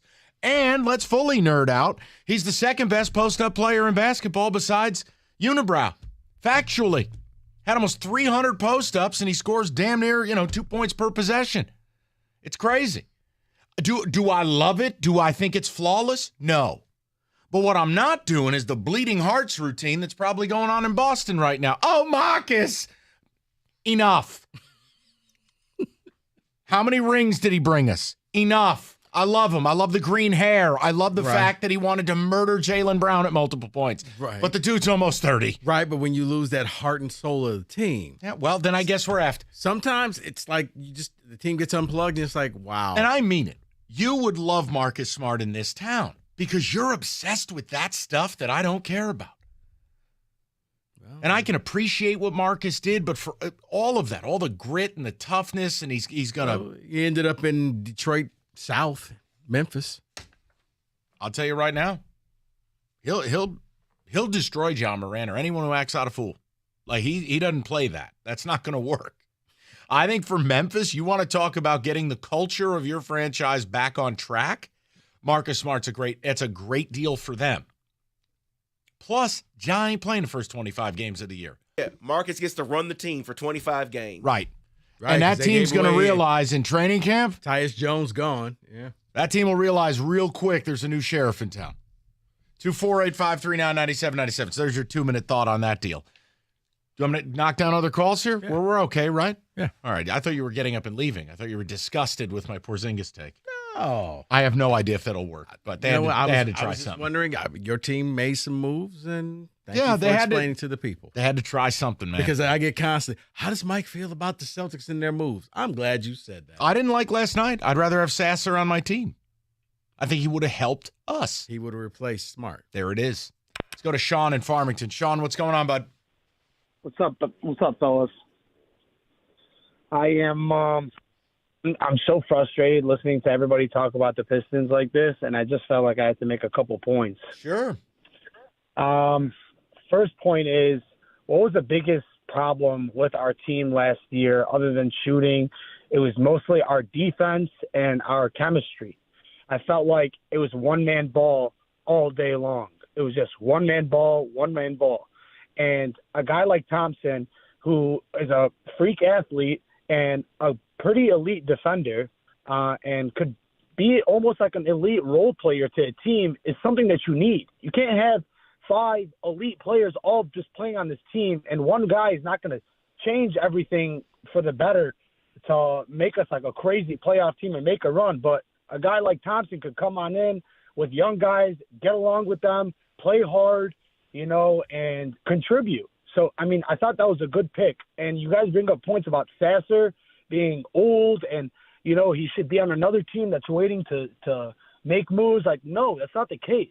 We have a second unit. We need guys going out there and playing. Even if it's 15 to 18 minutes a game, you have a guy like Sasser that's going to come on in the backcourt with Killian Hayes and shoot the ball, which we need. We need somebody to come out there and shoot. We can't rely on guys like Rodney McGruder and Burks to come out there and do what they're doing. Like, no, you need fresh, young, hungry talent.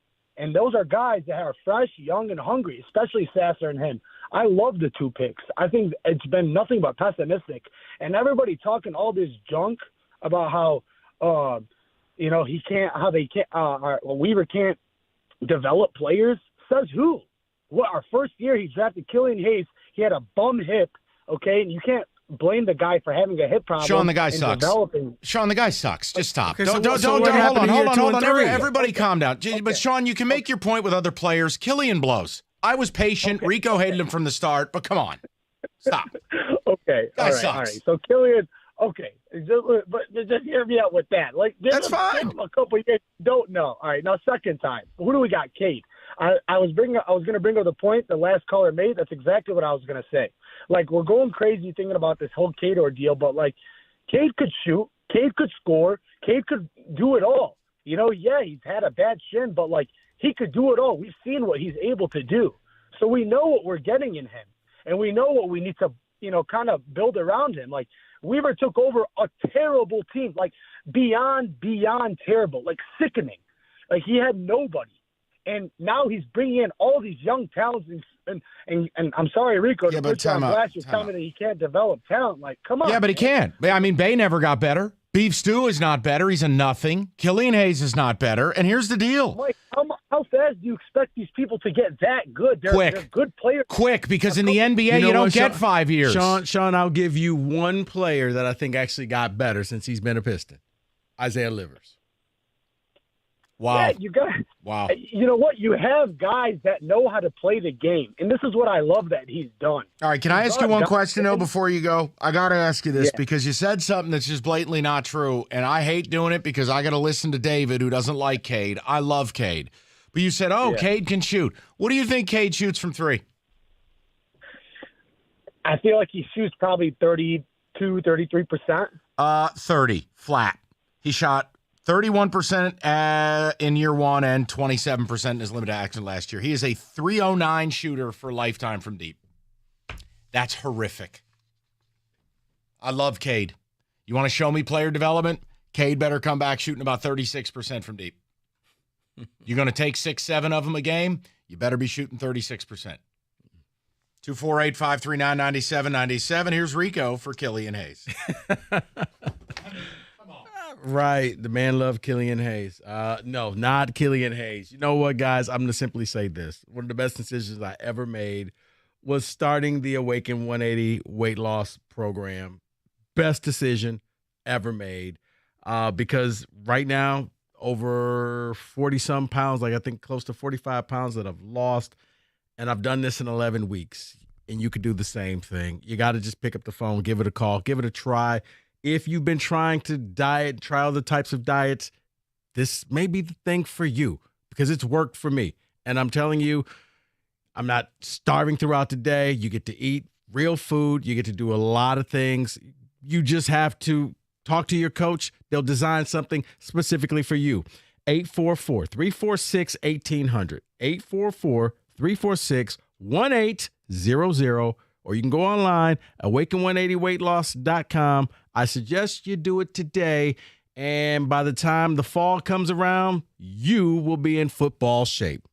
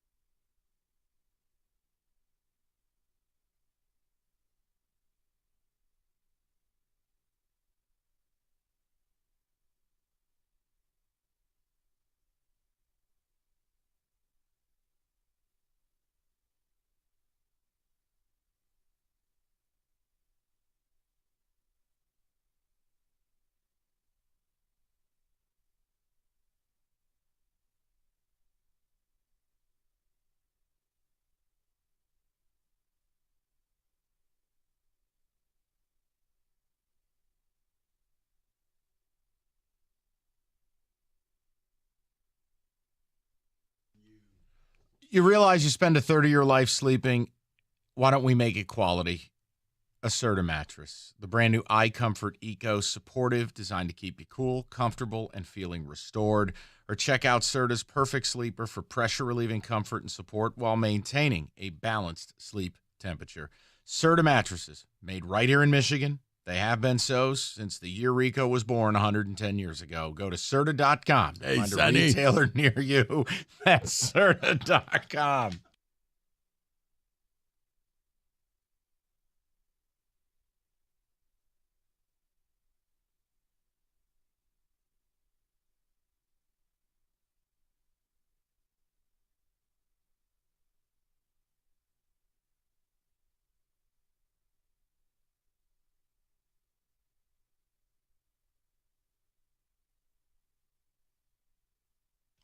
Man, the disrespect is strong.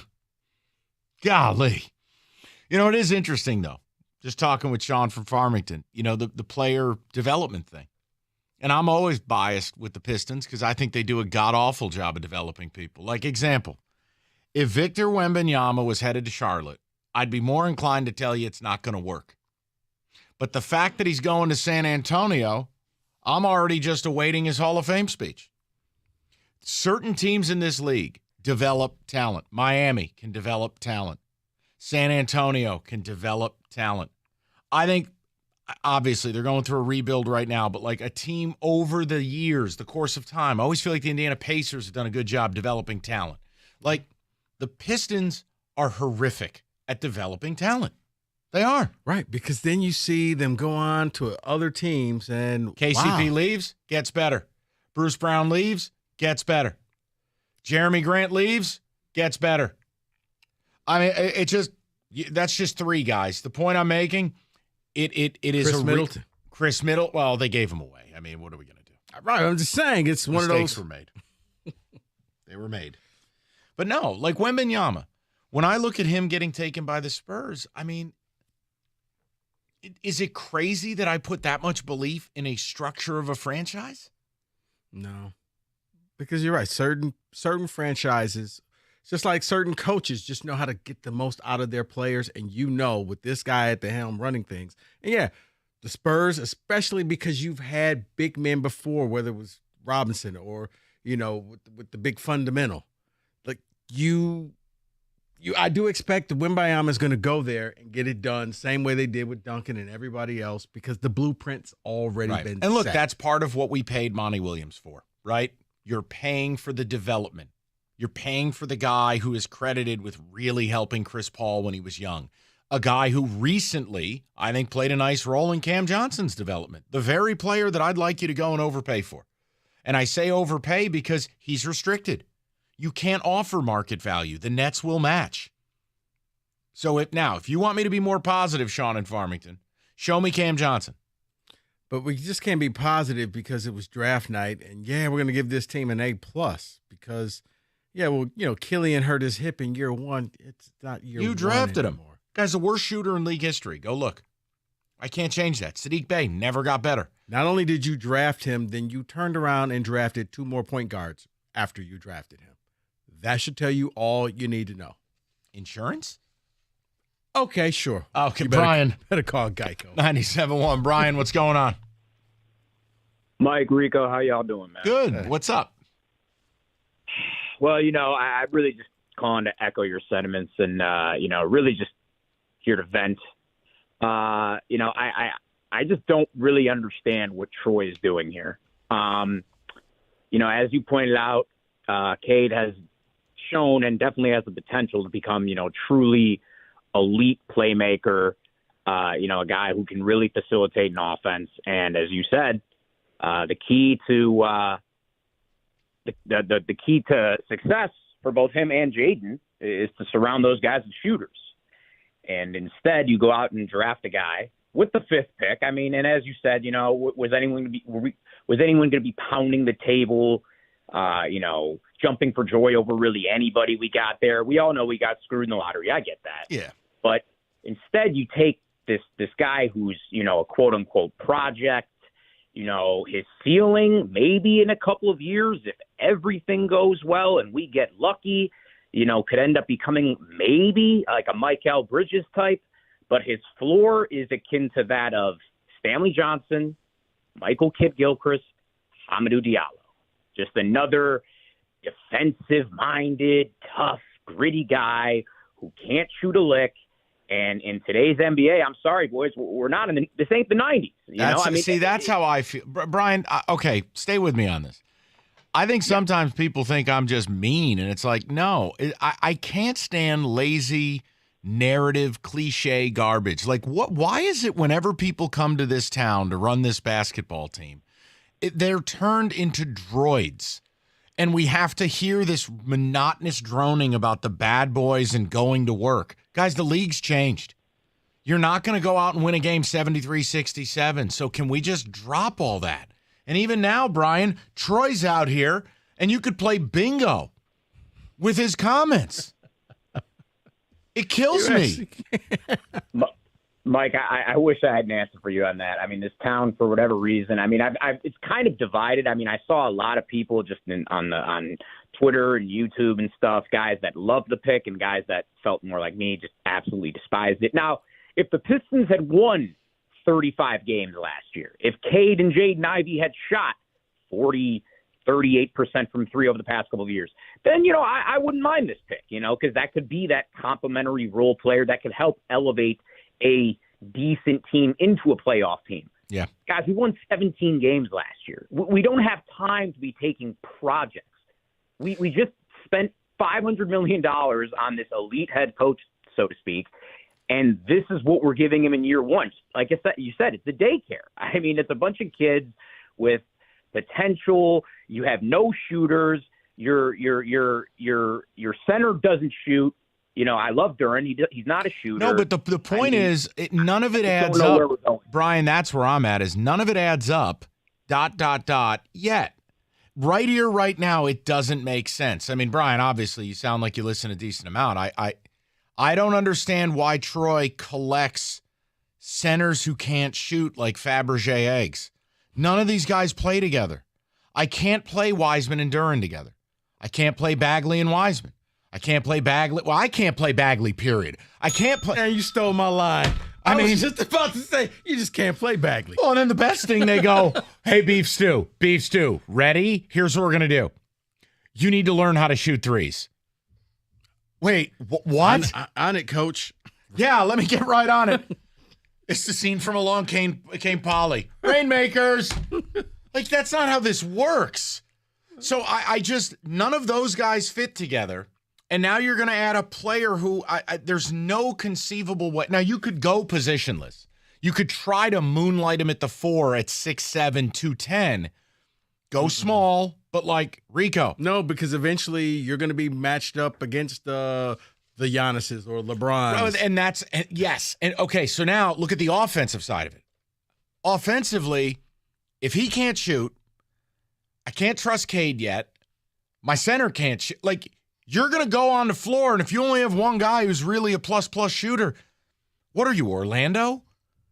That's Orlando's problem. Their pieces are pretty fun. They have some players. Problem is, none of them shoot worth a lick. Yeah, because when you play the Pistons, you can almost play a pseudo zone because you don't have to guard your man. Oh, you can just okay. Why is that so funny to me? Why? Because I'm wondering, the Detroit Pistons. I guess he wanted to say the pick was in the Planktons. It shouldn't be funny, but it is. If you're the Pistons, I would embrace it and sell shirts. Why not? Oh, don't worry. Their marketing department's already busy putting racing stripes on something else. That's their marketing idea for everything. Hey, no one's buying our crap. Let's throw some racing stripes on it.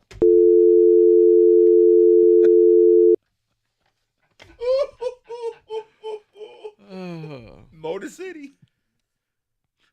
I'm going to get a Motor City t-shirt. Yeah. The Motor City Pistons. Yes. There's your alternate jersey. Zuzz.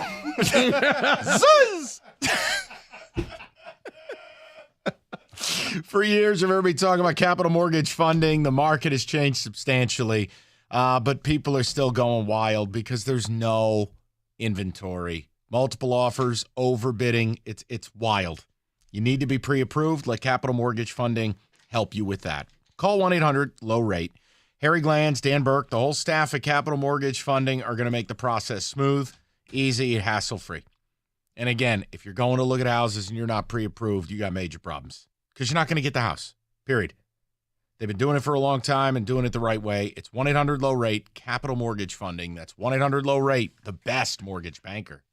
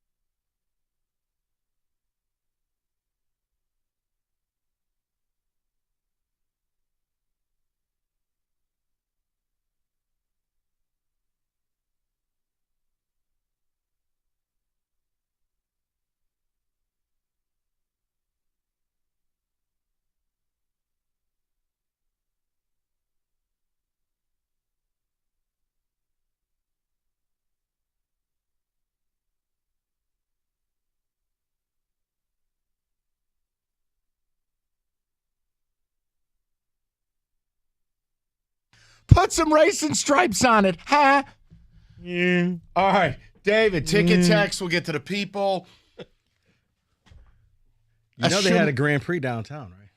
Who cares? David, go ahead.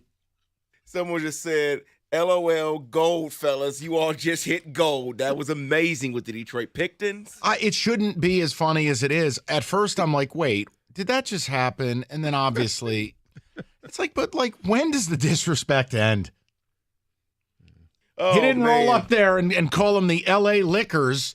They were the Lakers, okay? He didn't say the Boston Cultists. They're the Celtics. Like, why are we the Pistons? Come on, Adam. Jet went from Lansing to the NBA. So. Well, someone's asking. ESPN has turned into a poverty network, 248. Someone said, what was worse, the Pistons or straight out of Lansing for Jet? How about the whole broadcast? How about the entire clown car of a broadcast? Hey, you're crying. Are you emotional about getting picked? Are those real tears? Oh, my God, help me. Jesus, Mary, and Joseph. Why are we interviewing every parent? Why isn't Jay Billis and JJ Redick talking more? Why aren't we talking about whether these picks fit with these teams or whether they like these players? Right. Nah. You had every player. Oh, this is a great fit. This is a great fit. It's a great It was fit. horrible. You had Woj in the middle of a nowhere. You barely heard from him. Oh, he got barricaded. No. We don't want you spoiling anything. Keep him off the Spoiling camera. what? There was no crowd. It was terrible. Second round didn't start till 11:17. And I watched it all. I'm the loser for You watching are. the second round. And I still have no idea who that person was next to Malik Andrews. Andrea None. Carter. Who? Wonderfully talented young lady. That's fine. This is the NBA draft. I've never heard of you. Where's Stephen A? Yelling on ABC. David, I need the A team out here. Right. I hear you. I Right, understand. Draft night. Richard Jefferson, whoever. Yeah, Richard Jefferson was on the stuff before. Christ, where was Doris Burke? Get the A-listers. I don't want D-listers. Monica McNutt? Who? Come on. This is a draft. Talk about the draft. I don't need to interview every parent. What was that? That was bigger performative theater than a lot of this whole search that went on for the sub that everybody knew wasn't around. Hey, man, are you going to be happy when your brother gets drafted? Hey, you're a millionaire now. Is that fun? Dude, come on. I mean, what are we doing here, man? What's the first thing you're going to buy with your first check? And look, Monica's on TV every afternoon doing studio shows or doing Get Up or whatever it is. You don't put her in that position because that whole thing was a bad production idea. That was not her lane. But my point is, it's a bad idea on surface no matter who you put there. But my idea is, okay, if we're going to have someone, Monica McNutt or otherwise, ask these questions, let her do what she wants to do. Right. Your suit sucks, thoughts? Well, that's what I was going to say. Come on. I think Monica, I would have said in each player, because we all do, the players who are in the draft room, find out something about them or ask them, or how do you plan on improving your three-point shot? Ready? Hey, Bobby Black, your jump shot's ass. Anthony. Thoughts? And you probably won't say that. But you could say, Anthony, your three-point shooting is at 29%. How do you plan on taking that to the next level? But at least it gives the people I need to hit it recognizes, hey, you're here, but you're not a complete player. Yeah, but not too many people like Jalen, but at least Jalen is himself when he did that couch stuff. Yeah. I don't, you know what? Here's another idea. How about we interview nobody? I don't need any of it. Because you know what I didn't like? We never got to hear about how Oscar Thompson fits with this team. Did JJ or Jay Billis even like the player? We never got to hear anything. Or that incident that happened in Alabama. Oh, but they whitewashed the hell out of that deal. Oh, there was no story on Brandon that at all. Miller is a child of Christ, a wonderful human being. Hey, there's Nate Oates in a loud blazer. He fought through the adversity of everything that happened. Really? Really? What, did an angel put the gun in his car? See, now that's where I need Woj to jump in and say, look. That's it. Scouts were questioning. That's it. That's it, yeah. But you know what? Woj, they may as well have duct tape him. He was broadcasting for someone's trunk. Right. It looked like he lost a bet and was like, and you won't be in studio. Well, he lost a bet the way he was wearing that pocket square. Jesus, Mary and Joseph. He looked like he had the Pope's hat in his pocket. It was unbelievable. This was the new style, man. It is not. It's completely absurd.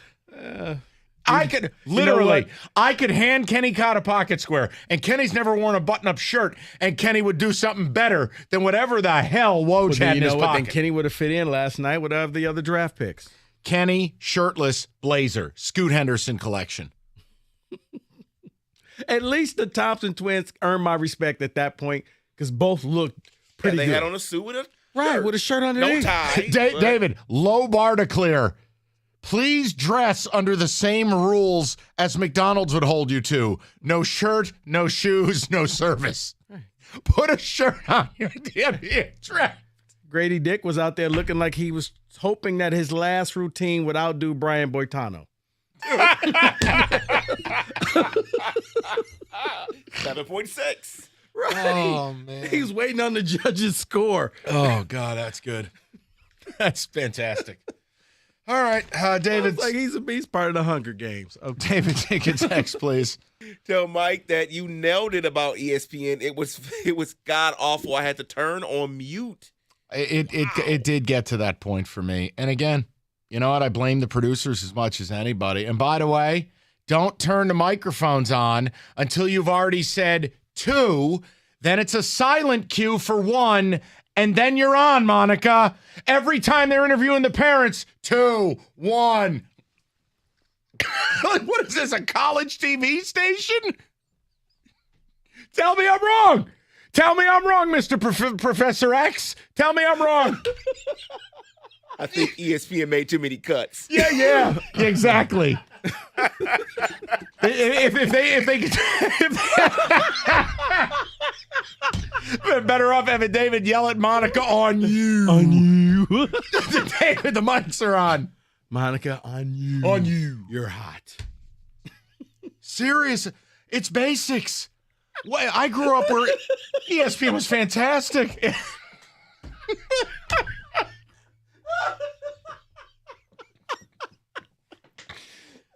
They did that at one point when the main crew was coming back, and JJ Redick was still talking about what he wanted to do. Oh, yeah. And then Malika says, well, we're back now, so you can go ahead and just do it. Honestly, I feel like the producers now, if I didn't know any better, I turn around, it's my dog Rocky with a headset on. I have no thumbs. Help me. I don't talk.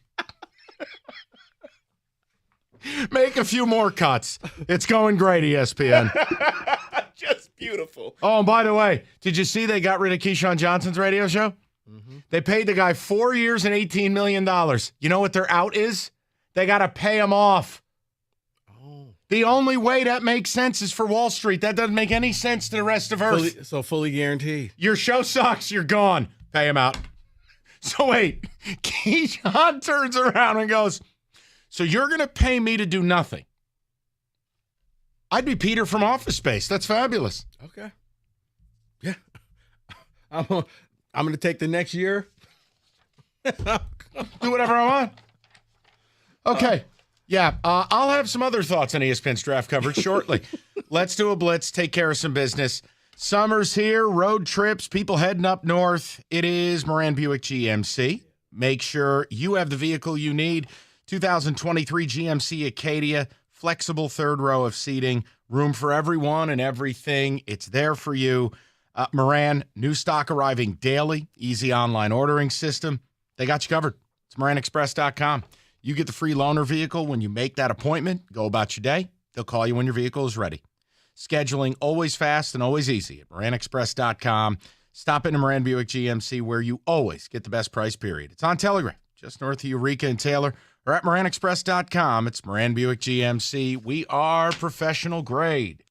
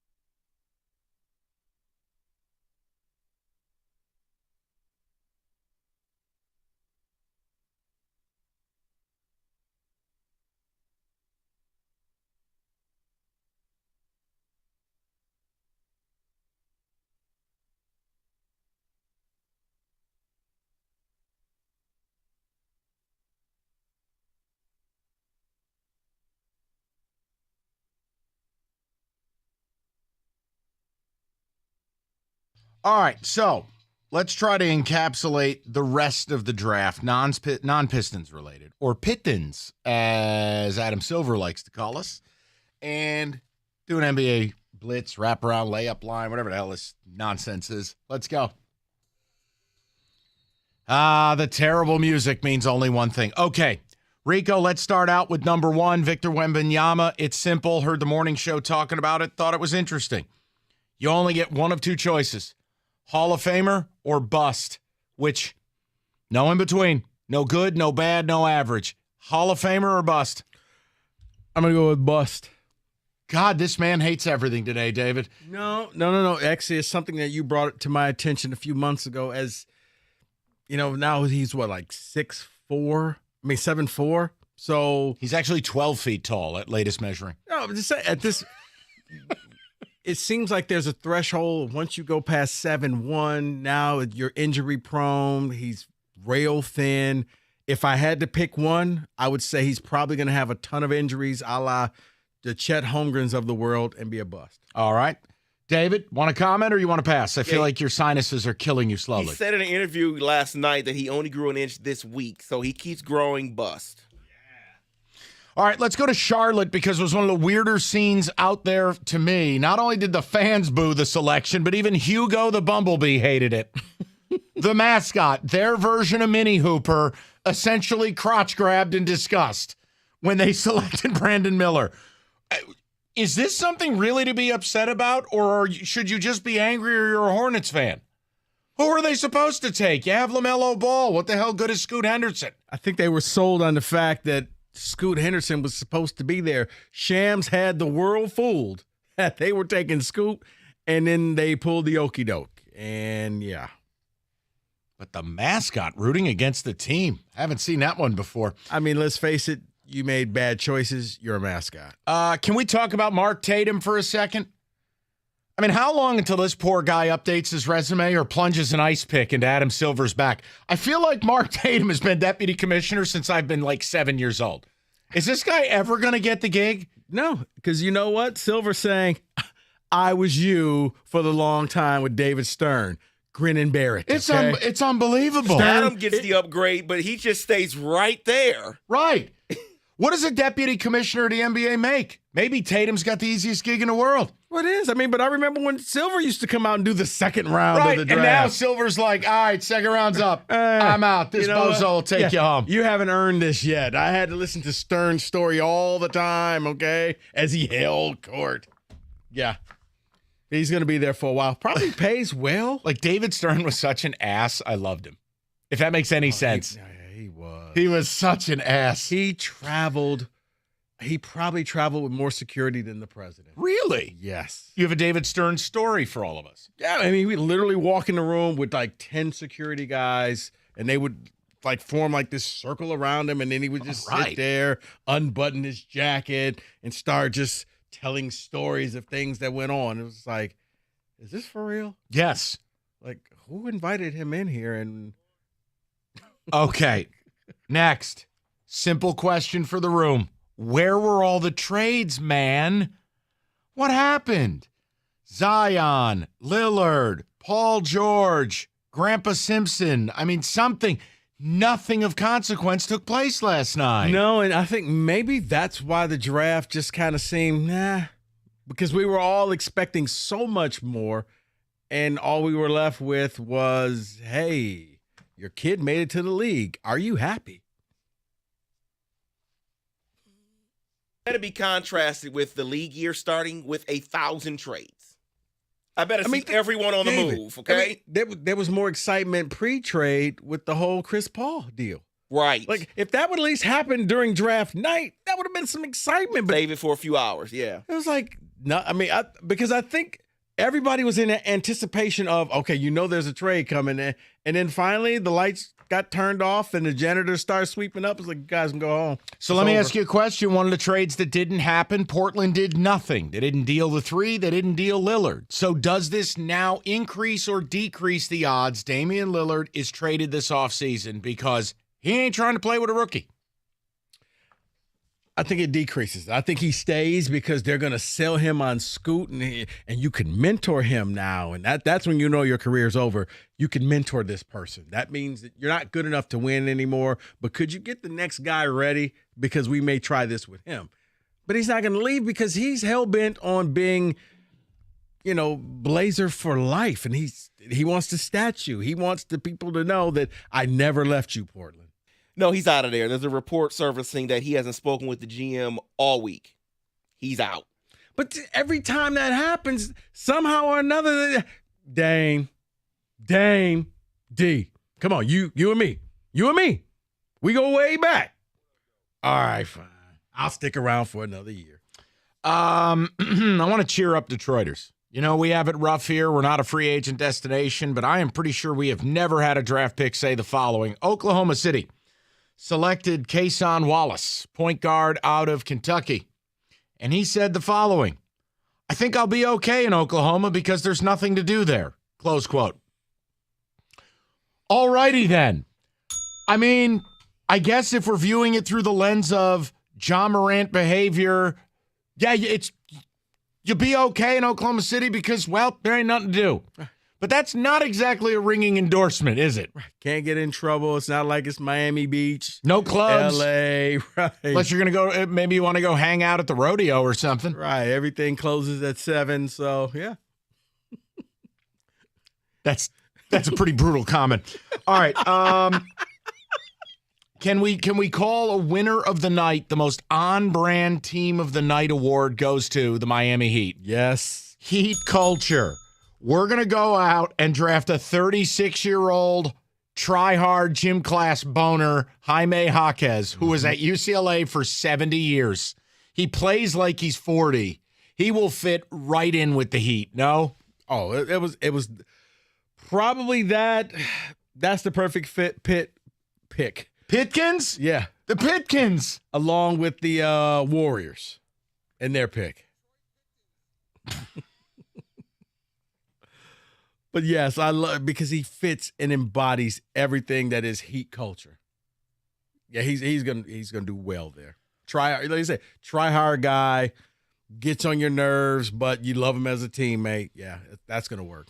Go By ahead, the way, David. update on Tatum. I'm seeing a report that he makes $8 million annually for his role. He's right where he needs to be. Come out and do the second round. Right. $8 million for being the deputy commissioner. That's what was reported in January. Right, and you get to Good for levy him. you get to levy all the fines and suspensions, and He always looks so happy to do the second round, too. We know why. right, and you walk out there, you guys still here? Oh, you really do love me. Hey, Here you go. everybody. No, it's not my fault. That's the bald idiot. All right. How about a Fall from Grace Award? From the cover of Sports Illustrated. I thought you were going to go Cam Whitmore. Well, I'll tell you what. Explain what happened there. Now, you and I both talked about he interviewed terrible for some teams. He had a terrible workout here in Detroit. Then it came out there may be a real medical issue here. But, I mean, were you surprised how far he fell? I was, but, it happens in the NFL as well because all of a sudden it's that rumor, and then it's like, well, if Mike and David passed on him, maybe they know something we don't know.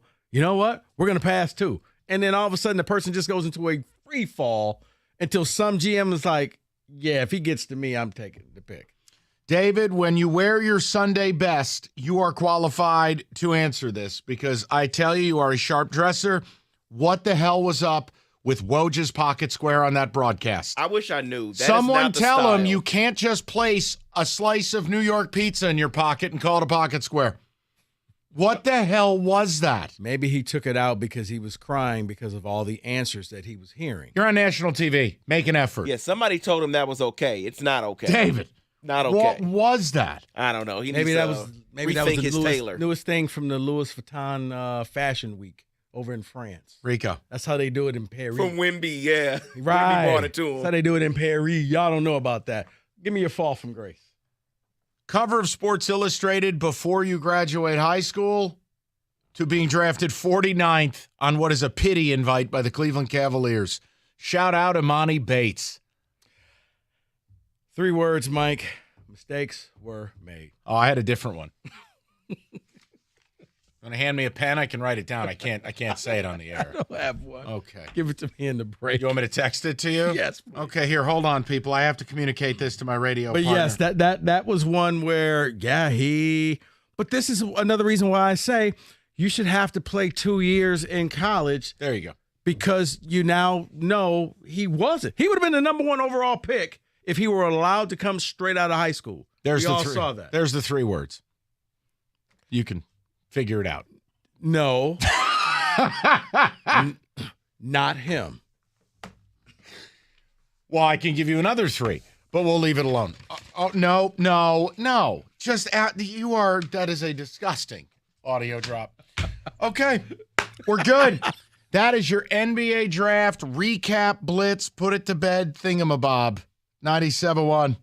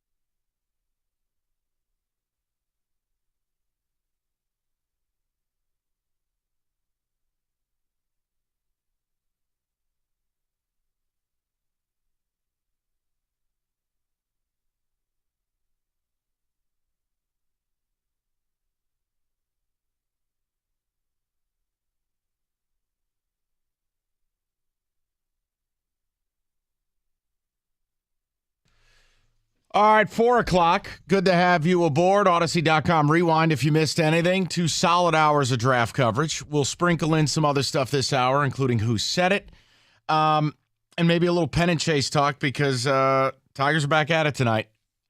Can I bring up one thing? Because I know it's been like this small storyline for us. It's been a huge one nationally. Now that like it's official, right? The Titanic sub that was lost. Did you see James Cameron's comments? No. So obviously directed Titanic. He's done like 50 dives to the Titanic site. The way this guy puts it, everyone with a clue, like we wouldn't because we don't hop on submersives and go to the bottom of the ocean. But basically the way he said it is anyone with a clue knew this thing was toast the very day it happened. Like the reports came out that the Navy heard this sound, right? That comms and navigation were lost at the same time, and the only way for that to happen is an implosion. Right. Like these things that experts would know. All adds up. But yet when you're watching the news, no experts say these things. And they're doing a countdown clock, which is kind of grotesque when you think about it, being there are 5 people's whose lives are on there. But like you sat there all week going, geez, is there a way out for these people? Then it became pretty clear. All right, now we don't even have the equipment out there. Whatever equipment they do have can't go to the bottom. But basically, he termed the entire search as a nightmarish charade. You should see it. I mean, it's pretty strong commentary because you and I always talk about it. It's like, I didn't even know what they were talking about because 2 or 3 days into it. They had to give hope for the people because they did not know. So if you come out and say immediately, oh, they're all dead. And not then, immediately. And I'm then saying, all of a sudden, Rico, it dragged out reappears. for 4 days, and you knew. I mean, But see, come on. At that point, they had already. Who's paying for it all? They had to finish the charade. Who's paying for it all? That's always been my question. And I'm not being accusatory. I'm asking, who floats the bill for an international search to the bottom of the ocean? You're probably paying a little bit. You're probably paying a little bit. This is international waters. Our Canadian brothers and sisters probably are chipping in on this too. They went half on it. Like, and you know what? It's crazy to me because when you looked at this thing, you could have offered me a free ride and I wouldn't have taken it. Right. This thing looked like something Kenny built in his backyard. Mike, it's funny because I had this conversation with some people over at Jay, and I'm like, this is one where if we're going to go on this thing, like as soon as I would have said, whoa, that's it. You know what? I'm good. I'll meet you guys when you get back. I mean, the design of it, there's one window. It's over to Cannes. Right. I'm going, this thing's controlled with a video game controller. I'm out. You can't see out. Literally, they could have just drove you around in circles for an hour and said, hey, we're at the Titanic, and you could have been 100 feet below the water. You wouldn't have known the difference. I was really, as it came out more and more, I went, just because you're rich doesn't mean you're smart.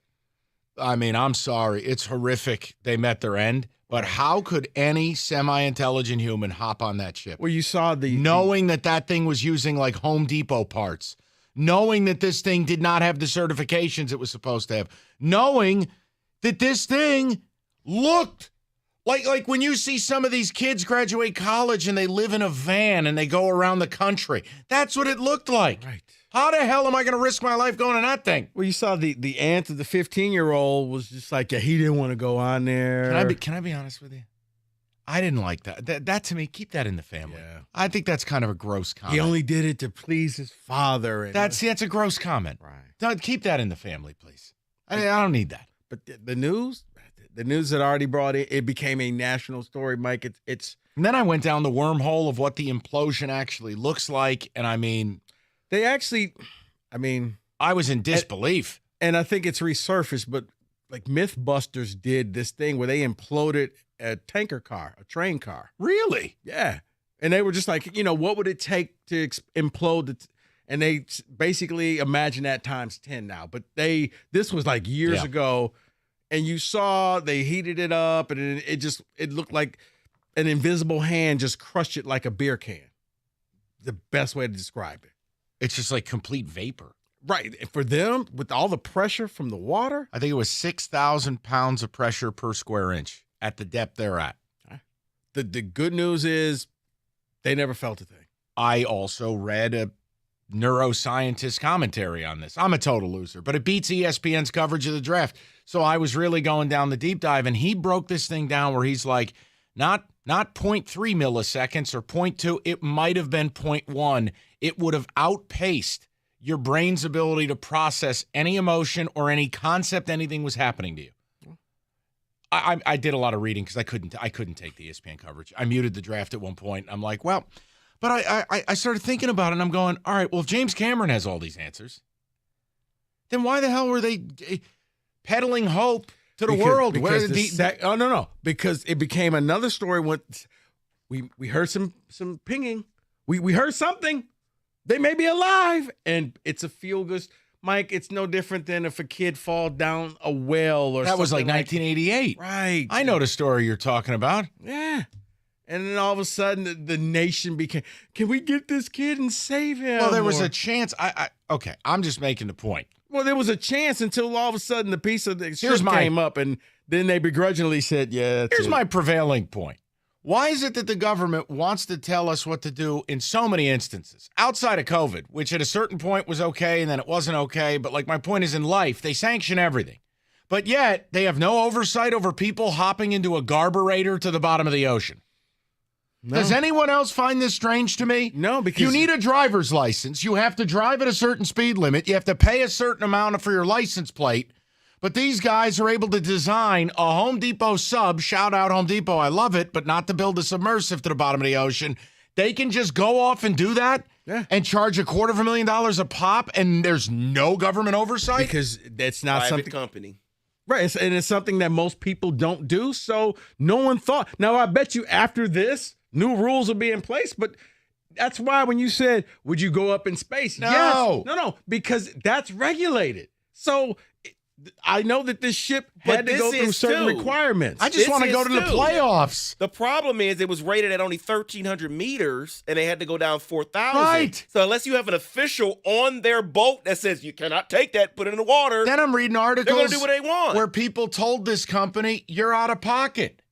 You didn't even pass this certification. Well, yeah, former employee was like, I got fired because I said, one day this is going to happen.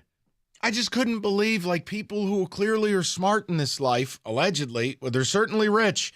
How do you risk your life with that? Because when you can make $250,000 per person. No, not that guy. I'm talking to customers. Oh, because it's thrill seeking. Because you have so much money, you've done pretty much everything. So now you got to invent new stuff to do. All right, that's all. It's 5 minutes in a 4-hour show. I thought James Cameron's comments were really interesting.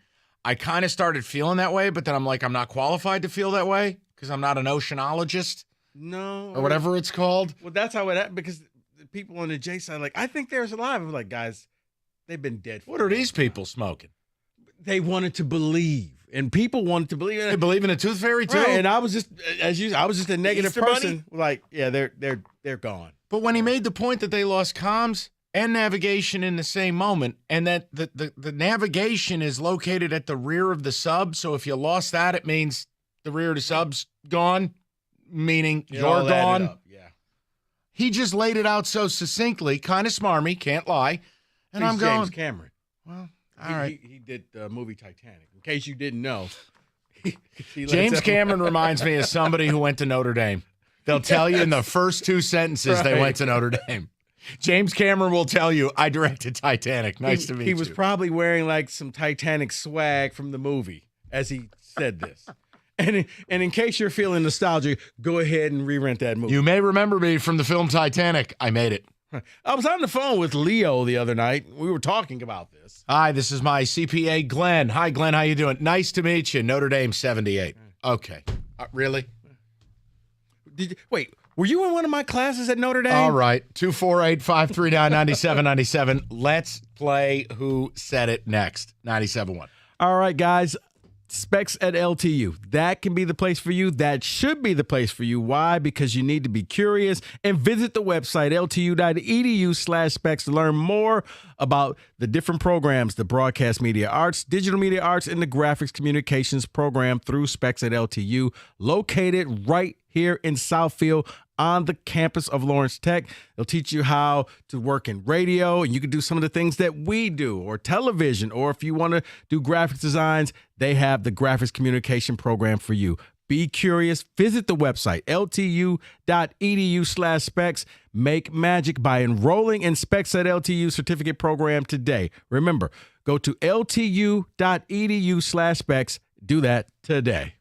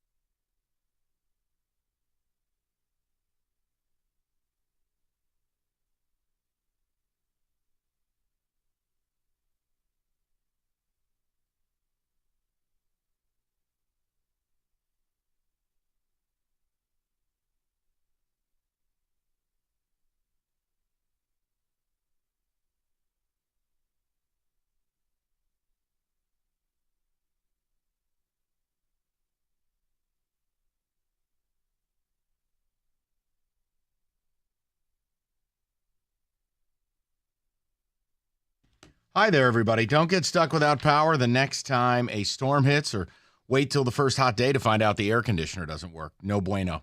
A team at Mastercraft Heating, Cooling, Plumbing, and Electrical has you covered. $78 AC tune-up. Get your air conditioning in tip-top shape. Save on your energy bill. Mastercraft, plenty of generators in stock right now as well. Schedule that $78 tune-up today. Visit mastercraftheating.com. That's mastercraftheating.com.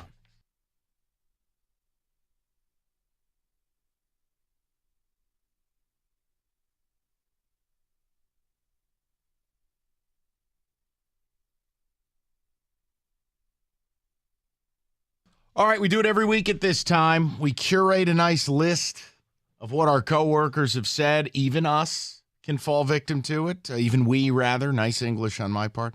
And Roberto tries to trick us. 7 ways to Sunday. It's time for Who Said It. You know, if you bring in more than one piece, Kenny. Kenny bringing me one piece of paper at a time, apparently. What is he doing? My goodness. Roberto, let's do this.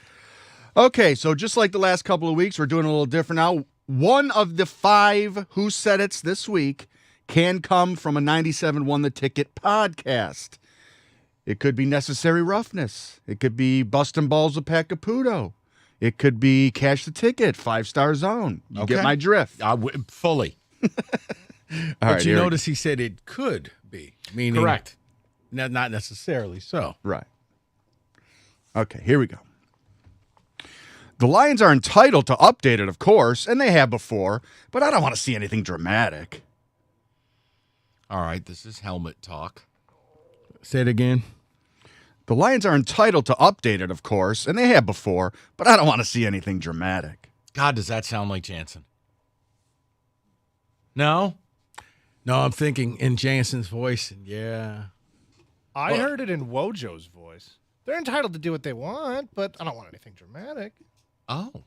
I didn't realize Kenny was capable of a Wojo imitation. Yeah, I got Wojo. We're I gonna got have Wojo to- in the repertoire. We're going to have to use that more. Hey! But I always fall into the trap. I hear things in his voice, and then I can't get it out. Why? You just hear something stupid and imagine it's him? Happy, fun, like positive things. Yes, that was too negative, I think, for No, Wojo. he likes things the way they are. He likes the Lions logo, tradition, and all that. And see, that to me, that screams Gov to me. Okay. I'm going Jansen. You're going Gov. He's going Wojo. We're all over the place, which means Roberto did a good job. David, thoughts? Yeah, this probably happened before, so either Tuesday or Wednesday morning before they revealed it. Traditionalist, I'm gonna go with Gator. He loves that Lions logo. Always. So Glad I'm going somebody does. Gator. All right, Roberto, who said it? All right, who said it? Lions are entitled to update it, of course, and they have Unbelievable. before. But I don't want to see anything dramatic. Kenny's Wow, a savant at this. Entitled gave it away. That's like a very journalisty word to get his point across. Who says he's a journalist? He probably He does. does. I don't. More like propagandist. All right, let's go to number 2. All right. When Zion Williamson is on the floor, you can't tell me he's not a top 15 guy in this league. All right, I'll say it straight away. That might be me. Hey, I was thinking that could be. And it's you. been a minute since he's tried to put us in this game. I know I've said something similar to that. So I'm just as a tip. Can I ask a question? No. Who's eligible? pretty much everybody. Everybody. Is Rieger eligible? Sure. Then it's Rieger.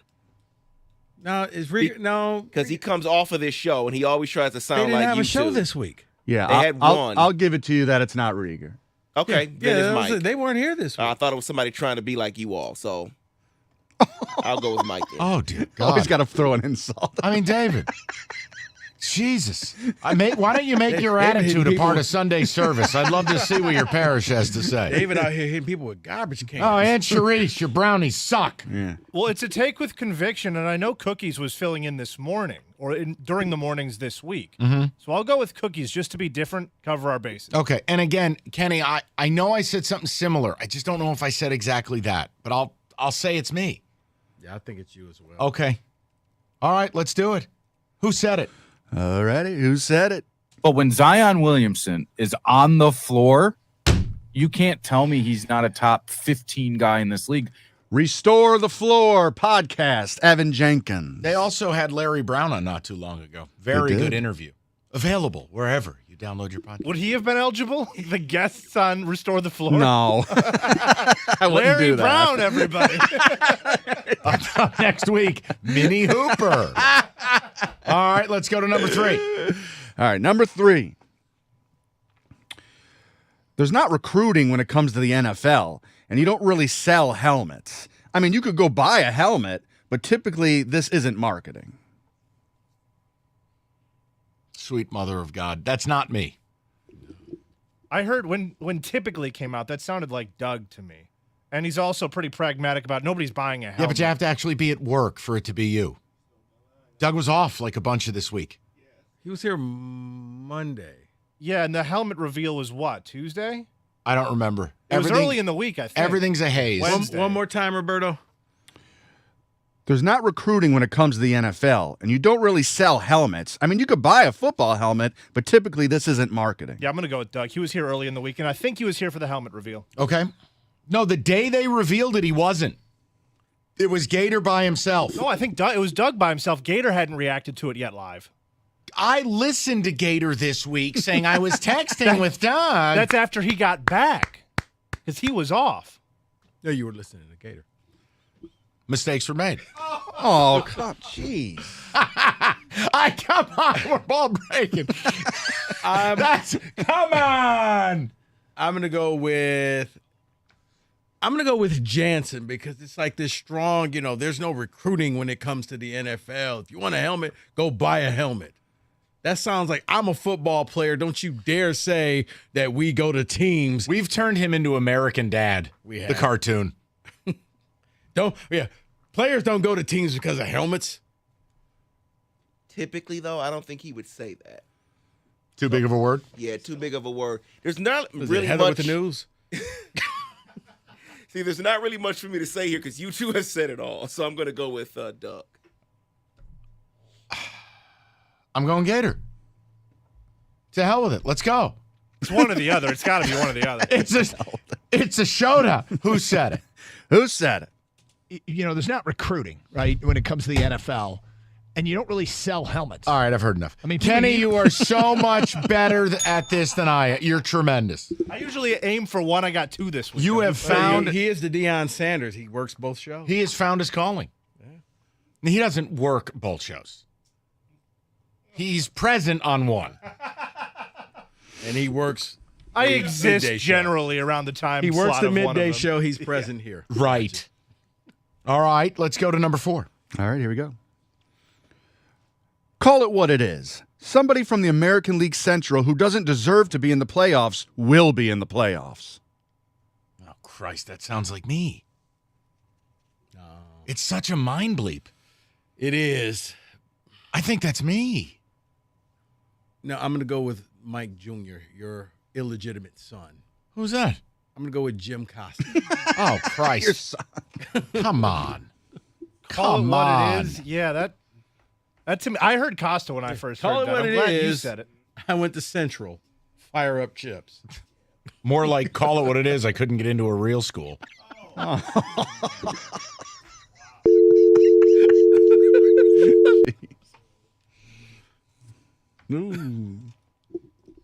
just going to go with Costa and leave it there.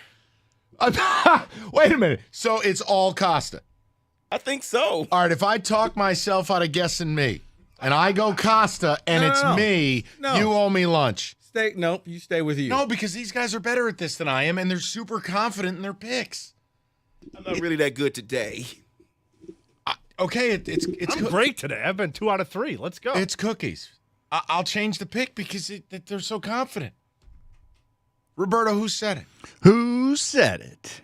Call it what it is. Somebody from the American League Central who doesn't deserve to be in the playoffs is going to be in the playoffs. I'm living in the upside down universe. Whoa! I gave you 2 Dougs in a row, baby.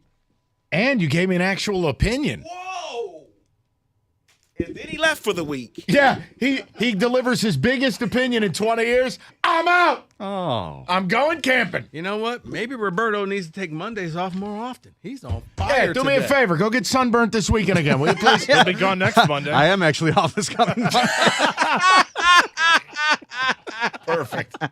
So expect another good game. All right. I mean that we're in a timely manner. We're good. We're all set. I got another. Now I know, Roberto, we're up against it. I can't. Yeah, you can tell he's feeling it now. I am. All right. That is who said it.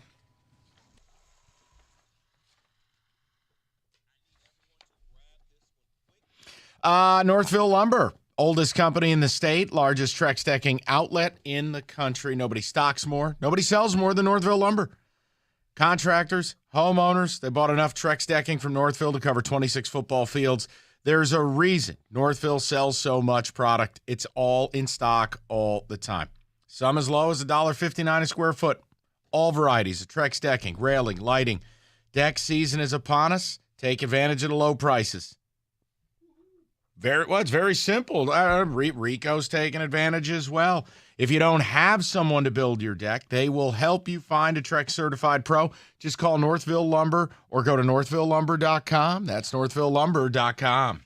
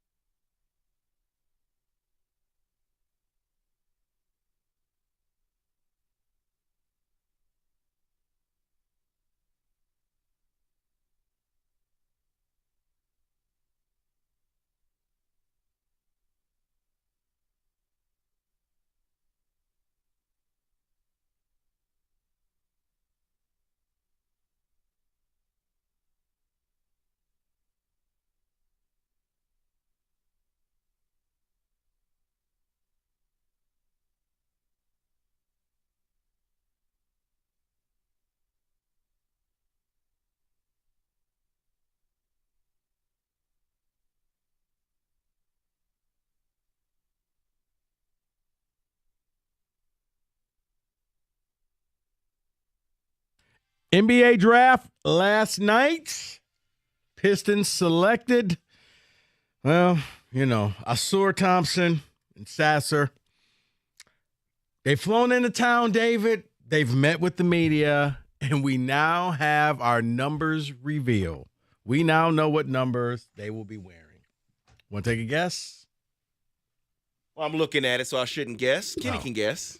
What am I guessing? The number what?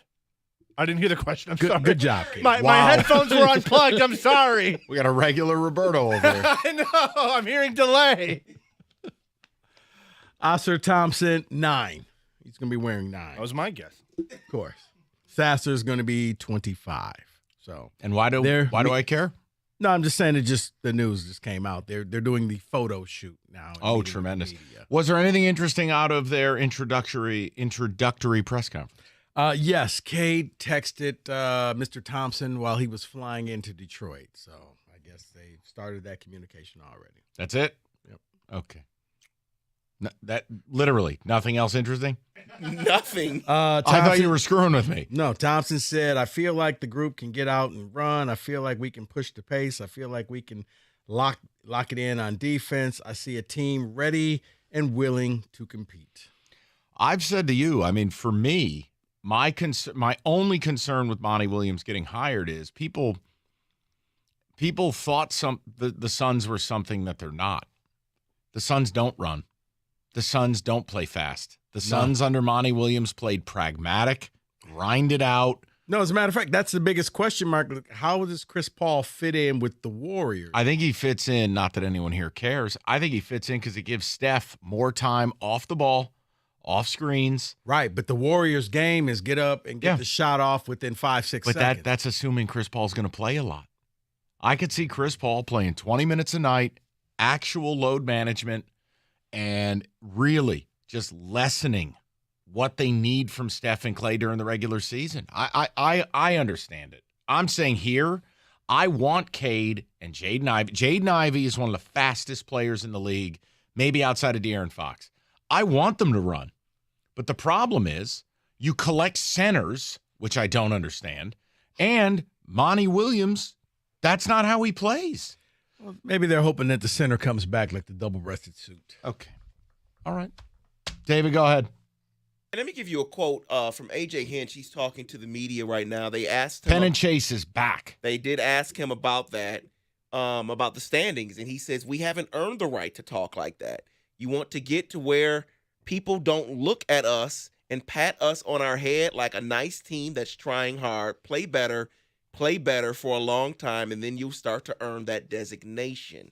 Then he continues saying, I'm just not used to bragging about being under 500 and not in first place. Good for you, AJ. I don't mind it. I mean, look, we do a radio show. We're trying to have fun with it. We're trying to stay interested. I would be alarmed if the manager shared our opinion. So correct. I'm good with what he said. I don't have an issue with that. And in a lot of ways, it's kind of what we've talked about, where I'll begin to take you seriously when you're above 500. I'm not mad at that. But for our purposes, they're 4.5 games out. First place team is here. They got a gas can on the mound tonight in Maeda, who's been out for 2 months. Why not? Why can't we wake up Monday morning and they're a game and a half out? Why not? Not like the Twins are any great shakes. Yeah, I don't think AJ is in the locker room. I don't think he's going to be upset at the end of the season if they're under 500 in our first place. No. But I think the big picture, what he's saying here is that it's not something bragging. We're not going to brag about it. No, I think it's the struggle that we had on this show, knowing this team's probably can't compete for a World Series, but it is what it is. We are kind of in the middle of a quagmire of a division, and who's to say we can't come out of this thing? But it's not like, this great thing of, hey, you won the AL Central. Look, here's the thing, and I want to make sure I don't turn this negative. I've always complained there's just not a standard in this town. We talk about how GMs in this town don't seem to be in a hurry. Very leisurely pace, a rocking chair pace for the GMs in this town. The only GM who I think is really hustled is Brad Holmes. And I don't think it's any coincidence.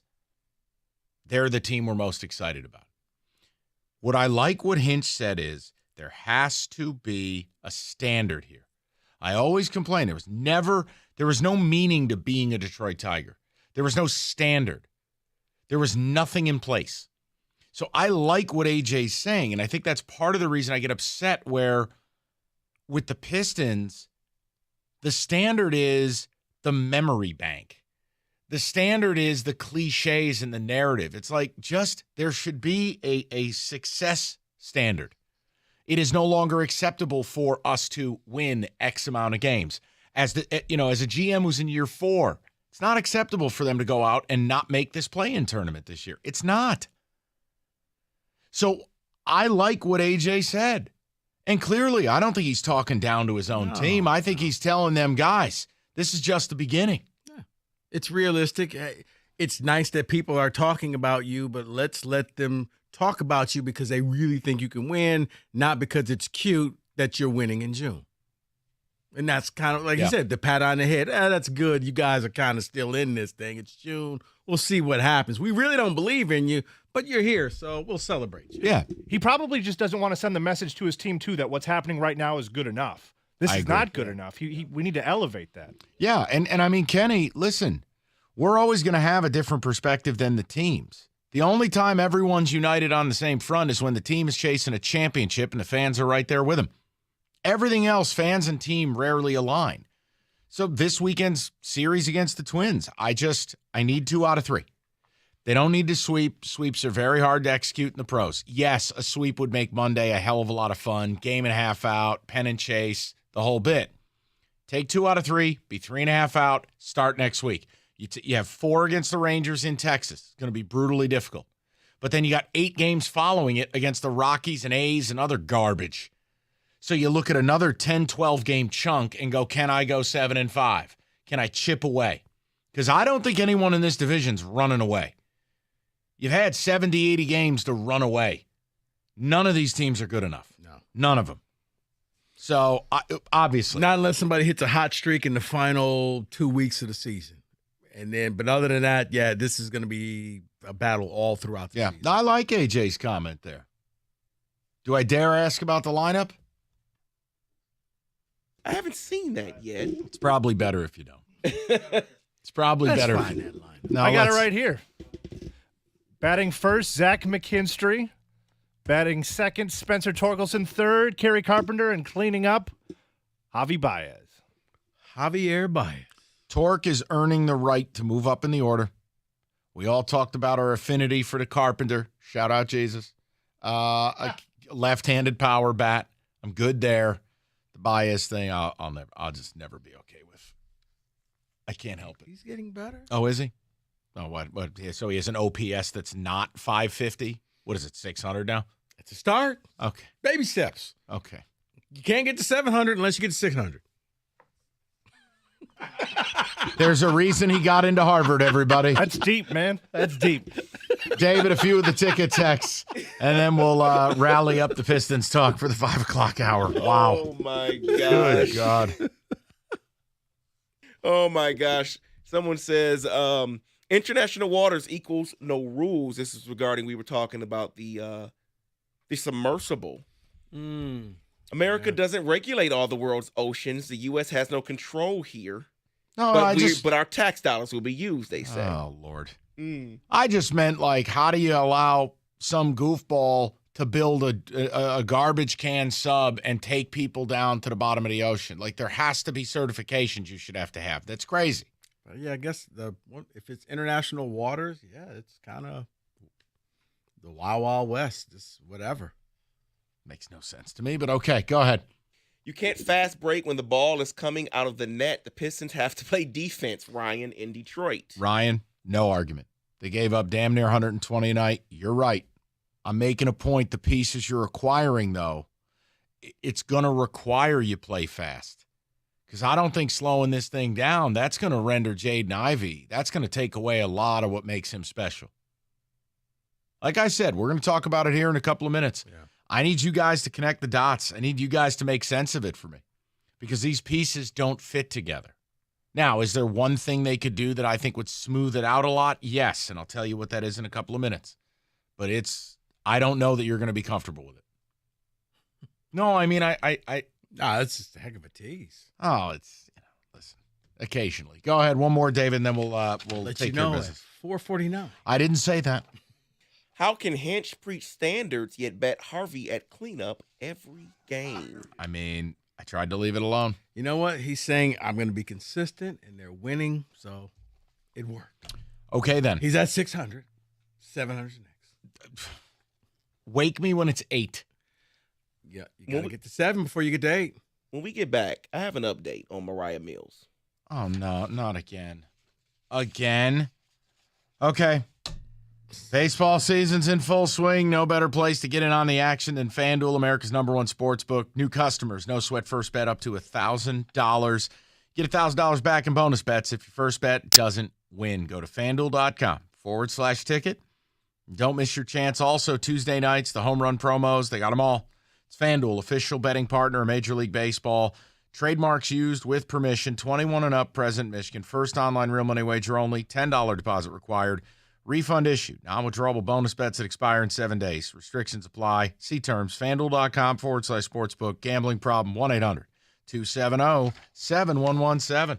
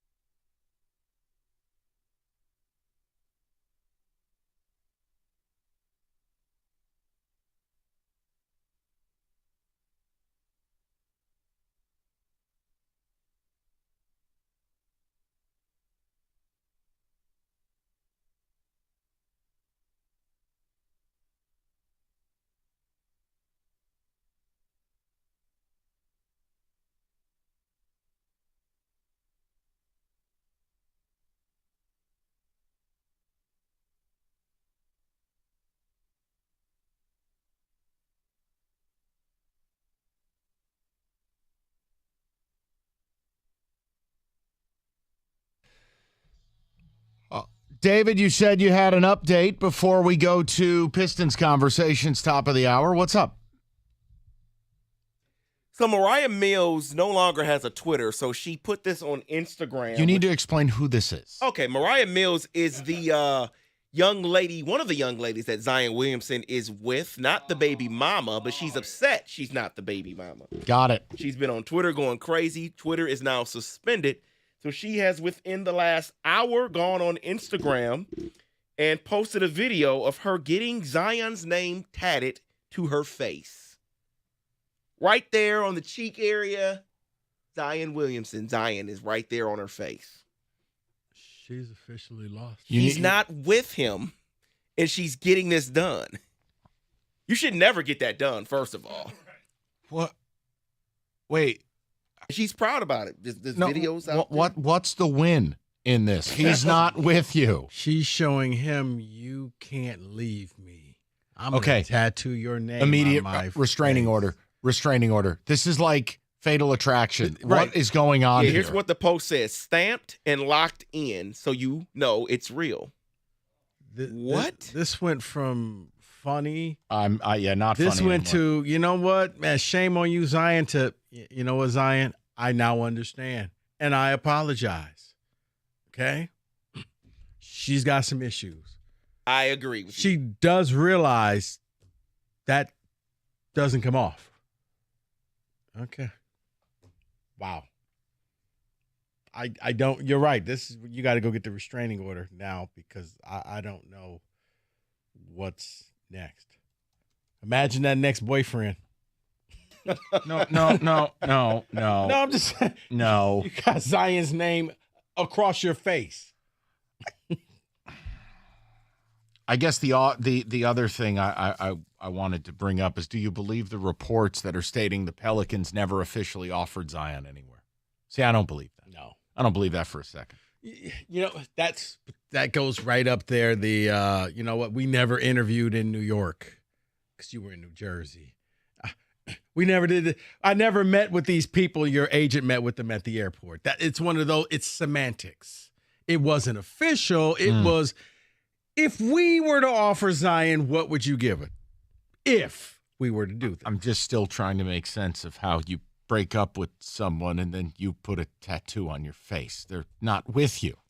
All her posts were angry posts. Like, she's upset. Like, I want to be with you. No. And It went from angry to you made a mistake to basically you can still be with me because I still love you. right. Extortion tweets and Oh, all Lord. of this. God help It was us. crazy, Oh, man. my She's Now gone this. through, man, she's gone through all 20 stages of grief. I got nothing. I'm in disbelief. Right. That's what I'm saying. Like when sanity kicks back in Yeah. and you look I and don't say, know that that's happening. what did I do? The other problem is, no matter what she does now, this Zion situation is still. I don't know how he walks back into that facility and regains trust of teammates and respect of teammates. Everything from his work ethic to who he is off the floor, who he is on the floor. Everything's been called into question. Oh, man. That's what I'm saying. Wherever he goes, like even if he goes to another team, and let's say they're in the playoffs, you want to be petty, you invite her to come and fire up the crowd. Courtside. That's what I was going to say. Forget the respect of the team, coaches, respect of anyone in the building. Right, I'm going to put her in life. I'm going to put her courtside, free tickets. There you go. With his name tattooed on your face. there. Damn. You know what? Right across from their bench.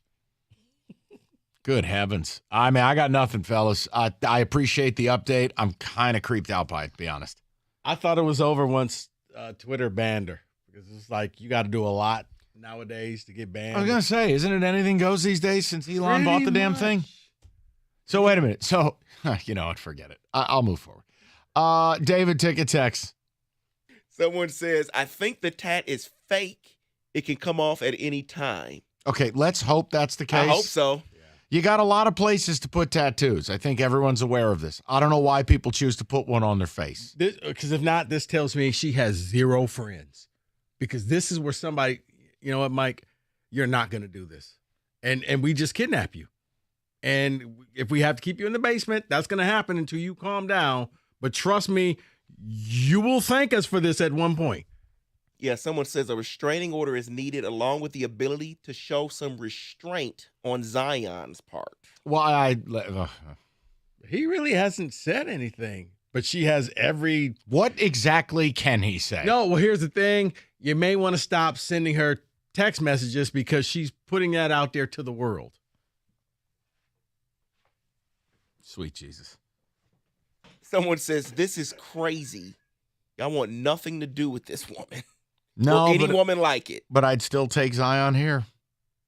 I mean, it isn't going to happen. The only thing we had to offer. See, that's the fascinating part with Zion. With the draft being over and draft picks not being a part of the conversation of any potential draft package. But I also wonder if teams are saying, do we not know if you're going to play the whole year, do we want this? All right, let me ask you. So hold on. Are you telling me you're putting Zion on the Ja list? What do you mean? Like what Ja did cost him 25 games flashing guns everywhere. No. The fact that you're linked to this woman, we don't want this distraction because reporters are going to start asking questions. Now, the beauty of it is they're in the off season. But if this was the regular season, somebody will ask, Zion, what is going on with this? We see this. The woman has some 3 million subscribers. Like, it's out there. You got to answer these questions. Now you become a distraction, let alone you don't play. So why are you here again? Yeah, there's a trust issue. Are you focused on basketball, or is this what you're going to do for us? I just feel like the Pels are a good enough team. If they got a decent return on Zion, they're better off without him at this point. They've already proven it. And if the reports are true, he has no relationship with his teammates, he's got to go. Well, the problem is the draft ended last night. So what the hell are teams going to offer you? It's a really bizarre situation, and that's before we got to Glenn Close over here putting a tattoo on her face. I'm thinking now he has to wait, and maybe he's a trade deadline candidate where, you know what, Zion, if you go out and play some games, it's a win-win. Pistons are 4 back from the play-in. We trade for Zion. Radio gold in the dead of winter. Right, and now the Pelicans can say, hey, he's back. He's healthy. We want a lion's share. We want all that you got. Good luck. All right. Well, that was depressing. Thanks, David. Let's talk about what happened last night and try to figure out what the hell this team's plan is. We'll do it next. 97.1.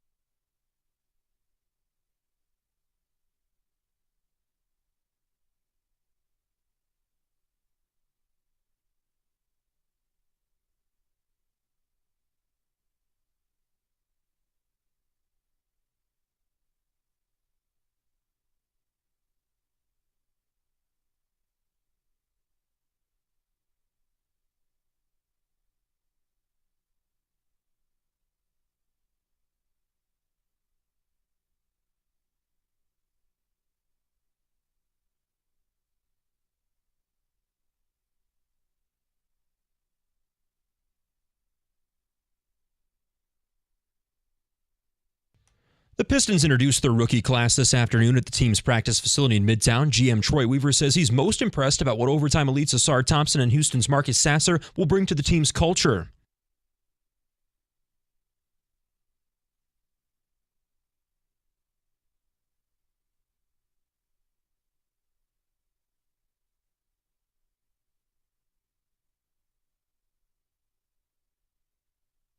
Thompson told reporters he feels the Pistons are an organization on the rise.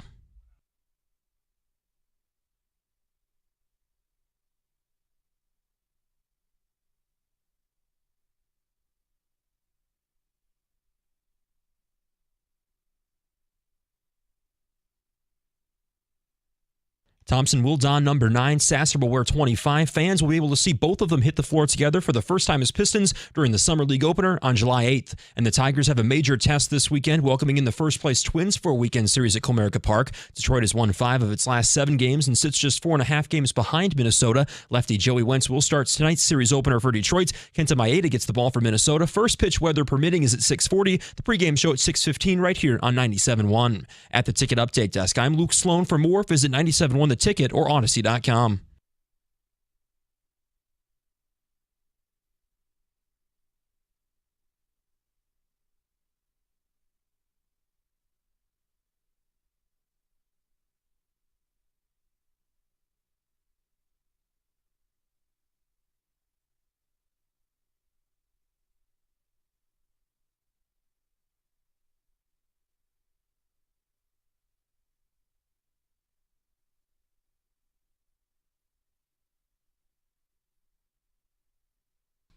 Five o'clock on a Friday. Let's wrap up the NBA draft. Pistons, people are all over the place with it. And I don't know that there's a wrong answer. I don't know if there's a right one. I told you I didn't want to be picking at 5. So, no, I'm not going to yell about it. But if you're looking for rainbows and sprinkles, well, that's not it either. Because, look, I wasn't going to be excited no matter who they took at 5, realistically. And Ausar Thompson, the problem I have is when you take a guy number 5, he's not a great ball handler, and he's not a good shooter. Well, that really doesn't help for me in today's NBA. No. This is a team that lacks shooting. I compare what you did to what Orlando did last night. All right? And here's what I mean. Now, Orlando is maybe what you could have been had Cade not died 7 games in. Okay? Maybe you were frisky. Maybe you won 34 games. Maybe it was okay. But their problem, they can't shoot. They do not have shooters. Well, what did Orlando do last night? They took Tony Black out of Arkansas. Whoops, one problem. He's horrific as a shooter. Makes no sense. You draft a guard who can't shoot. The Pistons, Cade has been a horrendous shooter. I know it can get better. I pray it does. Ivy's not a great shooter. You don't have any wings, and your bigs are none of them can shoot. You don't have any stretch fours. All right. Taking Ausar Thompson does not fix that. And my issue is I can't figure out how the pieces connect. Now, I said to Rico 10 minutes ago, if you wanted a way for me to be able to make sense of this, to smooth it out, I still think it's Cameron Johnson. With the Brooklyn Nets, used to be with Phoenix. He's 27. Now, the Nets reportedly are going to offer 4 at 84. He's a restricted free agent, so you can get him. But the Nets have a heavy preference to keeping him. Mikal Bridges is demanding he come back. I'd offer 4 at 120. You'd have to basically take all of your cap space and go $30 million a pop, and the Nets either choke on that contract or you've now brought in someone who actually complements Jalen Duren in the middle. Yeah. 40% from deep, really good defensive player. And now I go, all right, Thompson, Cameron Johnson, Cade, Duren. It starts to make sense defensively. Because I think the Nets will push it to the limit with him, and reports are 4 at 84. I think that they'll may take it to 4 at 100. So you're right. You got to overpay. And it sucks. So that they say, we can't afford them. Right. We don't want to hit that second luxury tax. So my question to you is, What do you see as Troy Weaver's plan? How do these pieces fit? And again, picking Sasser at 25, I don't love it. I don't love it just because Sasser to me is a guy that belongs on a playoff team. He's an older player, I think 23, 24 years old. He's undersized, but he's a dog. He is. He is going to battle. He takes and makes some very tough looks. That's a guy to me that's a career NBA bench player. And I don't think you're in a position to have that luxury when you don't even have a starting five. Right. So I'm willing to give it a chance. But guys, Rico and I, the big takeaway is, like, I would love to ask Troy Weaver, Troy, can you explain your floor spacing? How exactly does this work? Yeah. You're down 5. Who's the lineup for the final 2 minutes? Right. And where's your shooting coming from? Yeah. Bogdanovich is on a 1-year deal. And now if you deal him, you have no shooting. So I want to know where people are at with it. 248-539-9797. What was your big takeaway? I mean, look, you didn't love any player. No. You hinted they liked Ausar Thompson. You weren't surprised they did it, but what was your reaction when they did it? I was really hoping that they were just collecting pieces, that this was going to be a part of a trade, whether it's with the Pelicans, whether it's part of a 3-way trade. I didn't think that he was actually going to keep the pieces, but it's let me make this as tantalizing as I can. When they traded back and got into the late first round, I'm like, okay, Troy's cooking. He's about to pull something off, and then cutscene, the show was over, and they didn't. And so we got 2 guys who neither one are going to start. That's underwhelming. I hearken back to him saying he was trying to hit home runs. Neither one of those guys was a home run. They're not even a double. Well, I don't know with Ausar Thompson. I don't. Sasser to me was a safe pick. A double to me means you're in the starting lineup. He's not in the starting lineup. Well, Rico, if they don't land a free agent, he's going to have to be. And again, look. So now it's more, you're not really good. You're just Pistons good because that's all you have. Or as Adam Silver called it, Pictons. I don't know, man. Thank you. 248-539-9797. What is the plan, guys? Tell me what you think Troy Weaver's trying to execute. Well, he has to go all in on free agency. Now, he did say teams are going to be going up against the cap, and there's going to be a lot of players available. I'm assuming that's where he's going to get his 3-and-D player from because he didn't take it in the draft. You kind of took a luxury with Sasser for a defensive guy. It, to me, spelled the end of Killian Hayes because Sasser is now just, you can go ahead and release him and he can fill in and you just kind of kick that can down the road. But you got to knock it out the park in free agency, whether it's 1 or maybe 2 key pieces. Like I said, Cam Johnson, as funny as it is, because he literally went from being a role player. He was Ausar Thompson for the Suns when he first got drafted. Defensive guy who could come in, but he improved his game, and now he's set to make a lot of money, especially if Detroit jumps in there and pays him for it 120, like you said. But it really boils down to you have to get somebody like that, or at least maybe 2 pieces to this puzzle. But the problem is who?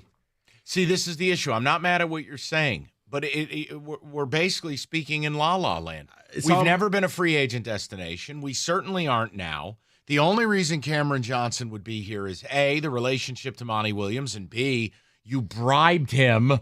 Well, I think that's what's going to happen because I do think that with the new salary cap being in place, that you're just going to have some teams that we just can't afford. So you don't know who they're going to release. So you have a timeout. It doesn't matter. How am I getting them? What am I giving up? Okay, a team is going to say, hey, look, I can't afford this player, and the Pistons have cap space. Great. What am I giving up? What do you think this is? We're just going to get a free player? That's not happening. I mean, at this point, maybe they're just taking young guys or draft, like you saw with Chris Paul. Yeah, but what picks for a guy that's going to be drafted? We don't own all our own picks. We still owe the Knicks one. I'm saying future ones. 2027, 2028. Because here's the thing, Mike, the teams are just trying to get their payroll down. Right. And I will can't tell absorb a new contract. The worst thing you can do if you're the Pistons coming off a 17-win year and you haven't won a playoff series in 15 years is start dealing picks 5, 6, 7 years down the line. The Warriors doing it is one thing.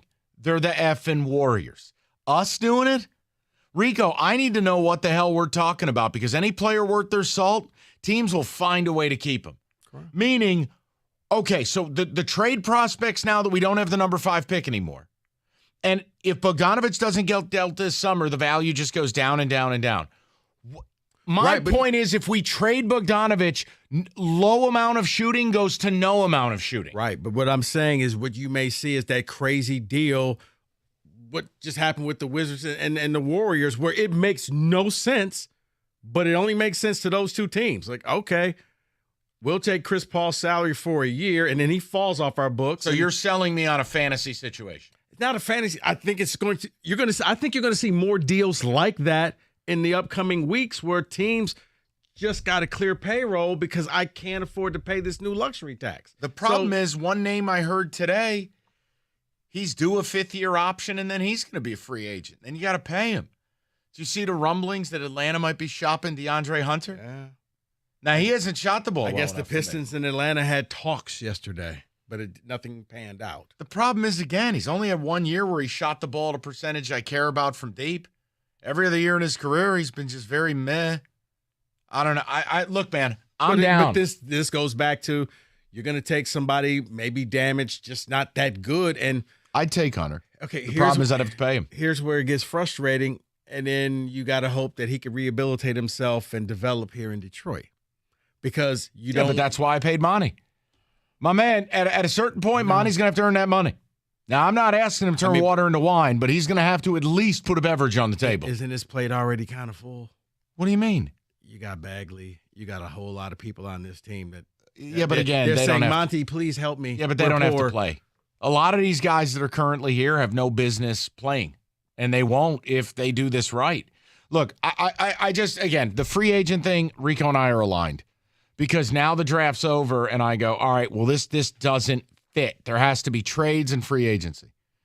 But I want to know where you guys are at with it. 248-539-9797. David, what do you got? Someone says, I think OKC should take a flyer on Zion. They have picks to waste, and SGA needs a partner. Yeah, but guys, you know what? You know what Sam Presti did last night? Nothing. They sat there. They could have gotten aggressive. They could have made moves. Yeah, they made one move pre-draft when they sold a pick. That's it. But they are taking a gradual approach, and I think part of it is Chet Holmgren is their big acquisition because the kid didn't play last year. Monty's player development allowed Weaver to feel comfortable taking a big swing on a more raw, higher upside player like Asar, John in Maryland. I think you're right. Now we got to see if it pays off. The problem is I always get scared when guys come into the league and they can't shoot. Because you can work your way to being a good shooter, a decent shooter. It's very hard when you're not a good shooter to become a great one. And what I'm looking for in the top 5 at a draft is somebody who can come in and be a difference maker from deep. And you go, why do you keep talking about the three-point shot? All right, example. If you go back 20 years, there was no team in the league taking 43s a game. None. In fact, if you go back and look, there might have been 3 or 4 teams who took 20 a night. Now, every team in basketball is averaging 43s or more. The Boston Celtics were averaging 52 for a while this year. Guys, it's where the game is. Right. It's not just the Warriors, but I think the Warriors kind of made that style the thing to do. If you just shoot a ton of threes and half of them fall or 40% fall, you win. But you're right. Now, it's you don't have anything because Cade's not a big three-point shooter. The fewest amount of threes in the sport were the Bulls at 29.8. Every other team had at least 30, and your top 5 teams all attempted more than 40 threes a game. Now, you want to go back, right? Just to back this up? Here, go back to 03-04, Pistons glory years, right? Mm-hmm. All right, here we go. Lowest amount in the league, 9 a game. Ready? Highest amount in the league, 20.2. Everybody else, 19, 18, 17, 16, 15, 15, 14s, and 13s. 20.2, which means you would be the lowest. By 10 attempts. So if you want to know why I continue to drill the three-point shooting into your head, it's because the league has changed, guys. And if you can't shoot it, I don't know, you're going to have a cap like Orlando does. And Orlando's just going to be one of those grimy 38-win teams, can't shoot it, might flirt with playing. You're not going anywhere. The design is to win a championship. So they have to find a way to get Ausar Thompson to shoot. They have to find a way to get rid of some of these bigs. And honestly, Cam Johnson at 40% from deep as a guy who can float to the corner for kickouts, who you can pick and roll off of, that they have to get that guy. You're hoping Ausar Thompson can keep it going. His threes picked up in the playoffs for there, but it's a small sample size. 3-game sample size. Right. I'm saying, but he improved. He was the MVP of the playoffs. Where'd they play it? At the Joe Dumars Fieldhouse? I'm sorry. This G League stuff, I can't handle it. They play in empty gyms at 4 in the afternoon. I don't have to respect it. No. But I'm saying, versus a college player that's got to go out and do it in front of 20,000 people that want you dead. Can I give you a correction and an update that is kind of, I don't know, sad? I don't think you want this player. But you talked about DeAndre Hunter. Well, he received his contract extension in October, 4 years, $90 million. And they're already trying to get rid of him. They're trying to move off him because the mix is bad down there. See, I don't want that. Yeah, but David, hold on.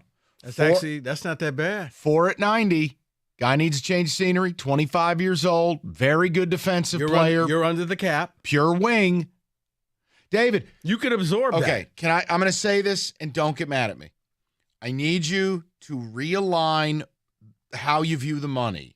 It's not the money. Do you know what the average NBA starter makes? No, I'm on not, an AAV level. I'm not upset about the money. I'm just not excited about him. Okay, David. None of these players are going to be exciting. Well, it's the damaged goods. I guess I got to reset my expectations. The average NBA starter is going to cost you $22 million. Yeah, of course. Okay, you have the money. You need to bring in somebody. And Cam Johnson may not want your money, or the Nets may say, "Too bad, we ain't letting you go." So this is the lot in life. Right. I said either you got to draft somebody, and I'll tell you what you're giving up for Hunter. You're trading Bogdanovich. Yeah. Atlanta's going to want a shooter. Yeah. They're going to want somebody on a 1-year deal, clear their books, and you're going to have to give them something else. It's not like DeAndre Hunter's worth nothing. Right. But I think you're going to see a lot of deals like that coming up where, okay, you know what? Bogdanovich is going to be the commodity because he's 1 year and he's gone, and we could get rid of a contract and stay under the cap. You've heard me talk. Oopsie daisy. I was going to tell you about David Femininio, but you want to talk about it? Yeah, I do. David Femininio, we've told you get injured, you get David, you get paid. Well, we want to tell you when you get David for that case, you get communication, you get the best legal team in the state, and you get David, you don't pay anything until he wins your case. So if you're injured or know someone who is, David Femininio, 855-65-CRASH, or go to getdavidgetpaid.com.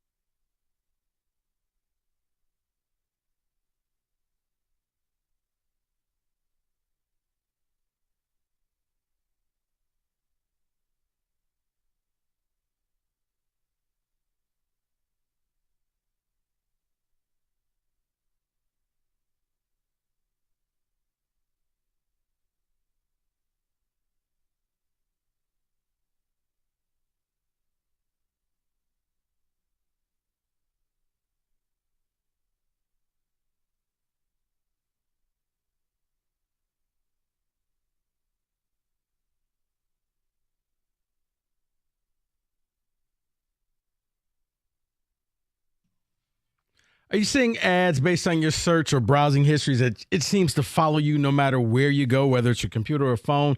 It's because you are not using DuckDuckGo. It's a private browser that blocks trackers. And with DuckDuckGo, it's a private search that does not spy on any of your searches. It's available on Android, iOS, Windows, and Mac.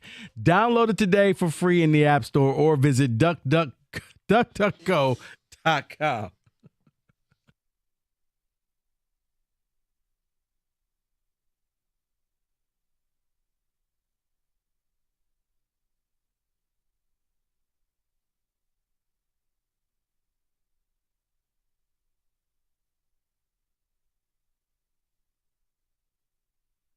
All right, David, on the ticket text, we'll get to the people. What if you believe you know what Troy Weaver's doing? Tell me. I think it's a trade or free agency or none of this fits. And clearly, in fairness to the team, in fairness to the GM, you got to let the offseason play. I've said now for 6 months. Troy Weaver has this summer to get me back on the bus. I need to see what the hell this offseason is. Rico, he said it. Monty Williams can't be the biggest acquisition. The pick at 5 was always going to be meh. That's not Troy's fault. You got screwed. That's why I never wanted to be picking at 5. And then the Sasser thing, I like the player. I don't think it's a fit here. I'm not into drafting backups. Hey, he told me he wanted to shoot for home runs. Yeah. So that didn't happen. So you want an out? Cam Johnson. You want to go 4 at 120 so the Nets don't match? That would help this make a lot more sense. The DeAndre Hunter conversation, is that where you want to go? Guys, I don't have a great answer for you. That's Troy's job, not mine. Go ahead, David. Cade 6'6", Ivy 6'4", Thompson 6'7", Stewart 6'8", Duran 7 feet. Not a bad young core. Wait a minute. I'm sorry. We're winning titles based on height now? Apparently so. Beef stew is a nothing burger. Cade shoots 30% from deep. Asor Thompson can't shoot from deep. Some of you, I could fit what you know about the game in a thimble.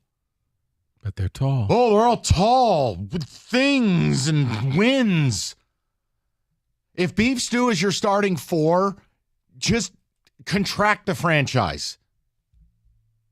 Pistons are built around Cade and Ivy. If neither improves the three-point shooting, it won't matter who they draft or sign in free agency. If they aren't great shooters, I can supplement that by putting great shooters around them to open up the floor for playmaking. Or I can play at a faster pace. The problem is Monty doesn't play at a fast pace. Mm-hmm. So that leaves option B. I have to put shooters around you. That's just which you don't have right They now. just don't seem very concerned with that. Adding Johnson, Hunter, or another 3-and-D vet in the roster looks much better, and I think they can make the playoffs with that. You know what's going to be funny is we all have the same opinion that real improvement, they're not really a 17-win team. Say Cade plays and they win 24 games. All right. Real improvement is going to be, are we 2.5 out of the play-in game with 2 weeks to go? Mm-hmm. Okay? Now, what I want to know is if they don't have that level of improvement, will these same people be making the same excuses for this franchise? Because at what point does there have to be a standard? This is year 4 of a rebuild. I'm asking to be in striking distance of the play-in with a couple weeks to go. Yeah, but if you don't have a standard, then you can't be disappointed. Okay, well, that's not my problem. No, I'm just saying. So if it's what we were talking about with Yzerman. If you say, you know what, I need this by this time, and it doesn't happen, then what? Then you just say this isn't good enough. I don't know. It's not hard. Let's go to Steve, 97.1. What's up, Steve? Thanks for taking my call. I think you said it, Mike. They're snowballing. For the last, 2-3 years, we've been questioning in terms of what's the culture or the direction of this team. We got 9 power forwards, no shooting. Like you said before, they're going to have to go into free agency and have to overpay for not even a sub-level all-star player, if you ask me. Once they didn't get the top 1, 2, 3, third pick, they were, up a creek without a paddle. They didn't have a plan going into that year prior, and they seem to not have a plan now. Steve, I guess let me ask you a question. What did you make of our conversation about trades and free agency? I mean, I know it's not ideal, but Cam Johnson 4 at 120, does that help bring you? Cam is a whole lot better than Jaylen Brown. You mentioned that a couple of weeks ago in terms of Jaylen Brown. Yeah, you don't want Jaylen Brown. Max. Jaylen Brown's too expensive. Jaylen Brown is a choke artist. Jaylen Brown would cost you several pieces of your core. No, you don't want that, Steve.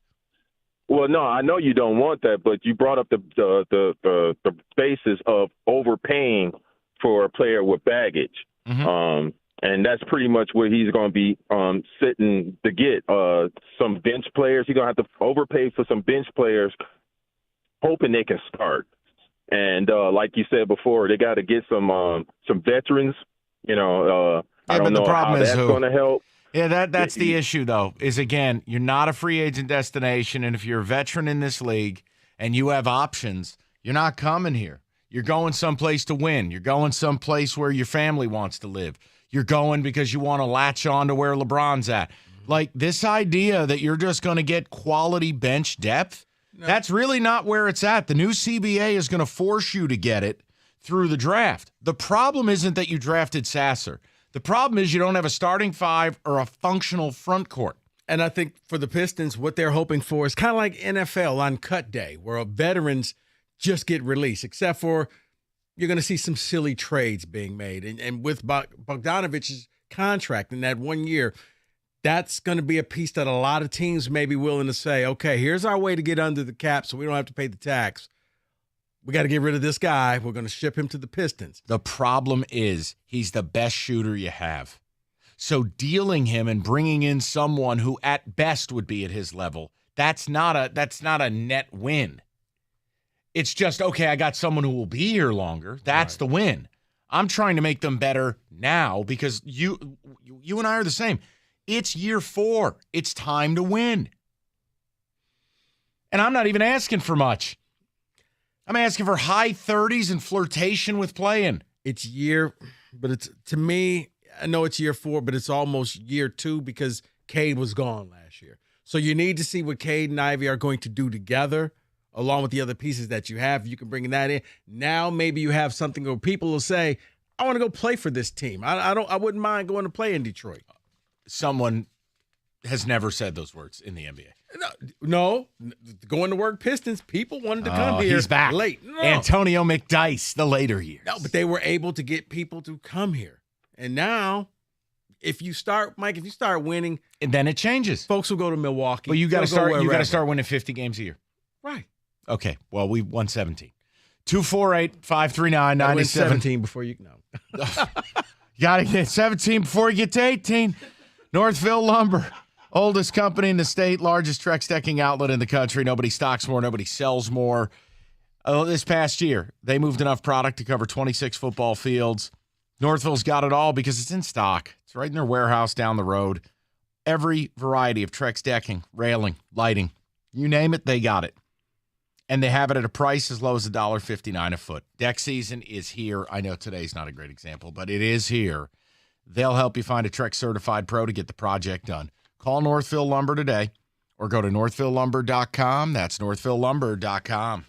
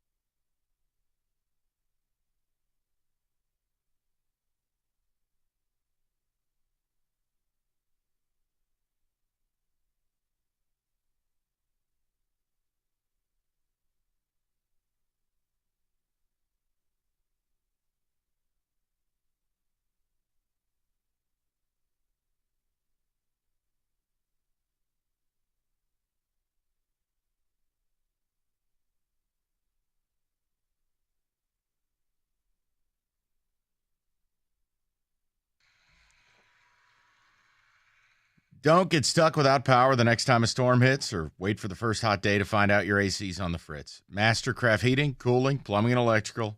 They got you covered. $78 AC tune-up. Get your air conditioning in tip-top shape. Save on your energy bill. And Mastercraft has plenty of generators in stock, too. Schedule that AC tune-up today. Visit mastercraftheating.com. That's mastercraftheating.com.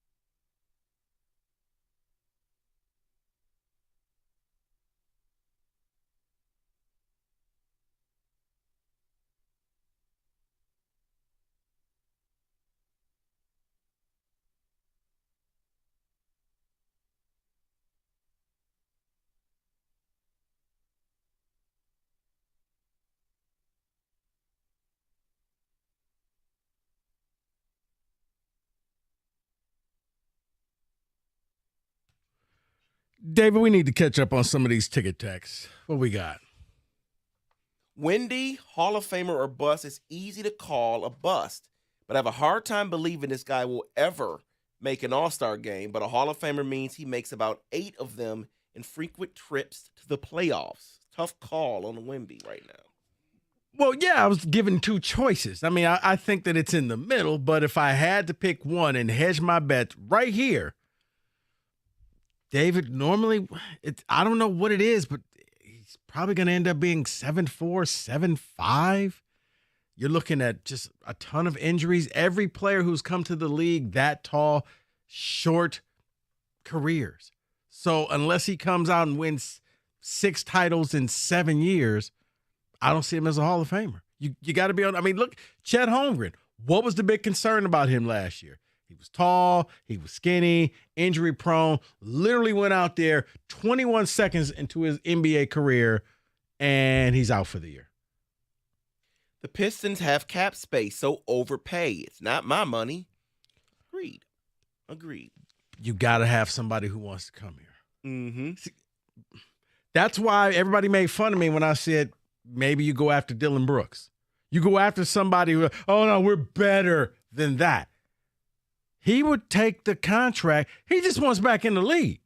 You could get that man probably on a 2-year, $20 million deal because he just wants an opportunity to prove himself and to show he's much more than what we saw his final days in Memphis.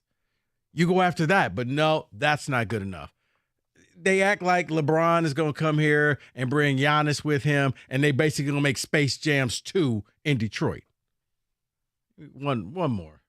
Culture is an intangible. Losing teams sell their fan base when they have nothing else. Man, don't get me started on that because you know what? That person gets that right there because, yeah, you don't have winning. So it's culture or the other thing, David, hope. And hoping that you can win. But it's either hope or culture because you can't point up to the rafters and say, look at those banners. Look at the championship way that we have. The fans know what a championship team is, and you kind of stumbled upon it every 20 years or so with the bad boys and then going to work. So I guess in theory, they're overdue. It's their time again because we're getting close to 20 years. I mean, you're kind of there. Next year is the 20-year reunion. I mean, what's amazing when you look through the team's history, and believe me, like they have a tradition of when they've been really good, they've gotten it done and they've won a title. And again, I know late 80s, they should have had another one, the Phantom Foul, Kareem, the whole bit. But they had a couple excellent years winning 63 and 59 games. Do you know the high for the Bad Boys outside of those two magical years?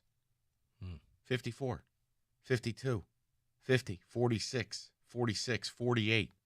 Then they go in the toilet, right? Mm-hmm. All right. You have one really good year. Grant Hill years. Yeah, one really good year. They go 54 and 28 and 96. Now, by the late 90s, all right, now we're going to go into the going to work era. 50, 50, 54, 54, 64 and 18, and they absolutely should have won the title. 53, 59. All right. Now that's 07, 08.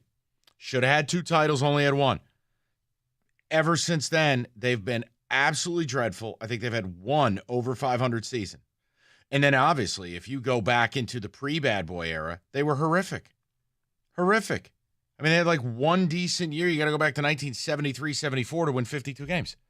So the point is, you're right. Like, while you do have a couple of banners and a couple iconic teams, it was not sustained. It wasn't anything great. Yeah, okay, they kept making the Eastern Conference Finals with no shot of beating LeBron with the going to work Pistons. I don't even care. Right. Sustained excellence, legitimate appearances in the finals, right. Championships was never sustained. Right. And now you have to peddle culture instead of our championship way. It's just our culture. Well, if you lose enough times, your culture is losing. I mean, I am just looking. Good heavens. They didn't win a division in their team history until 87? Correct. Yeah. Wow. You learn something new every day, David. Wow. That is something special. Carry on. I think that was the year of the Phantom Foul. Yeah, I'm just making a point. I was going all the way back to when they were playing in Fort Wayne. That's unbelievable. But hey. Then it was the Bob Lanier years. All right. Dave Bing. If the Pistons are healthy next year and nowhere close to the playoff picture, then you have to fire the GM and get one Monty wants to work with and blow up the team. It's not going to happen. You're going to be disappointed. It's not going to happen because this town, there is no standard. Look, the Lions are the closest to being held to a standard, and it's going to happen this year. No, I think it's different. I thought they had no standard, and then all of a sudden, Gores went out and dropped all of that money on Monty. And it was like, whoa. You want to be serious about this? Okay, I guess playtime is over. Investing that much money in your coach does say, hey, Troy, you better get this to working. Yeah. We're not doing the Al Avila thing. But after 1 year, it doesn't matter, and they're not getting rid of Troy Weaver. They're not. But it ain't 1 year for him. It doesn't matter. You go too long, and you'll ruin this thing, and you're going to send it into a tailspin for a long time. What are we currently in? You're there, but you still have time for somebody to maybe come in and fix it. What I need to see, regardless of what they did last night, is the remainder of the work they do this summer has to be impactful. They need to be flirting with the playing game. That's it. That is not anything out of order. I do not want to be picking in this stupid top 5 again. No.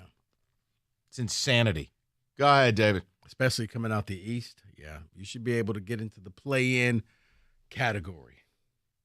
Trade Bogey for Julius Randle. You get 3-point shooting and a veteran defensive presence. Great. Do it tomorrow. What world is that happening?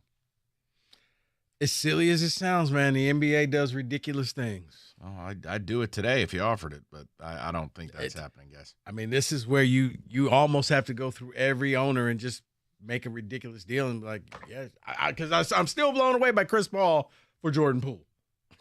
That actually, somebody said yes. Sure. Wait, are you? I can only imagine that cold call. So I know, dude. I know, and it was for a 2030 first-round pick. It was crazy, totally crazy. Go ahead, David. Someone says, would you throw a bag at Rui? Hachimura? Yeah. No, absolutely not. That is a disastrous signing and waiting. That's an every other game player. 17-3, 21-5. No. So Anthony Davis. You know, I tell you, you're bad. He's had a really nice career, man. No, okay, but when it matters, he doesn't show up. Okay, fine. He'd still be the best player on this damn team by far and away. I'm not saying he wouldn't. I'm just saying that when you're expected to win championships, you got to show up every night. You know what? So long as Cat's in the league, Anthony Davis doesn't have to worry about. No, you're right about that. That's fair. You are right about that. Fair. You know what? That was judgment. I'm going to tell you about a judgment-free place. That is Planet Fitness, where you can go work out in a non-intimidating, judgment-free atmosphere. Whatever weights you're looking for, you like free weights, you like elliptical machines, you like treadmills, rowing machines. They have it all. Even a 30-minute full-body circuit workout. That you get all of this for just $10 a month. You want to upgrade? Black Card members enjoy all the amenities of like unlimited tanning, hydro massage chairs. The hydro massage is great after a workout. Trust me on that. Total body enhancement. And you can go to over 2,400 locations worldwide with unlimited guest passes. And you get that for just $24.99 a month. All you got to do is put $1 down to get the Black Card. What are you waiting for? And you need to get to a Planet Fitness by June 30th if you want to get this deal. Go to any Planet Fitness to sign up, or you can go online at planetfitness.com.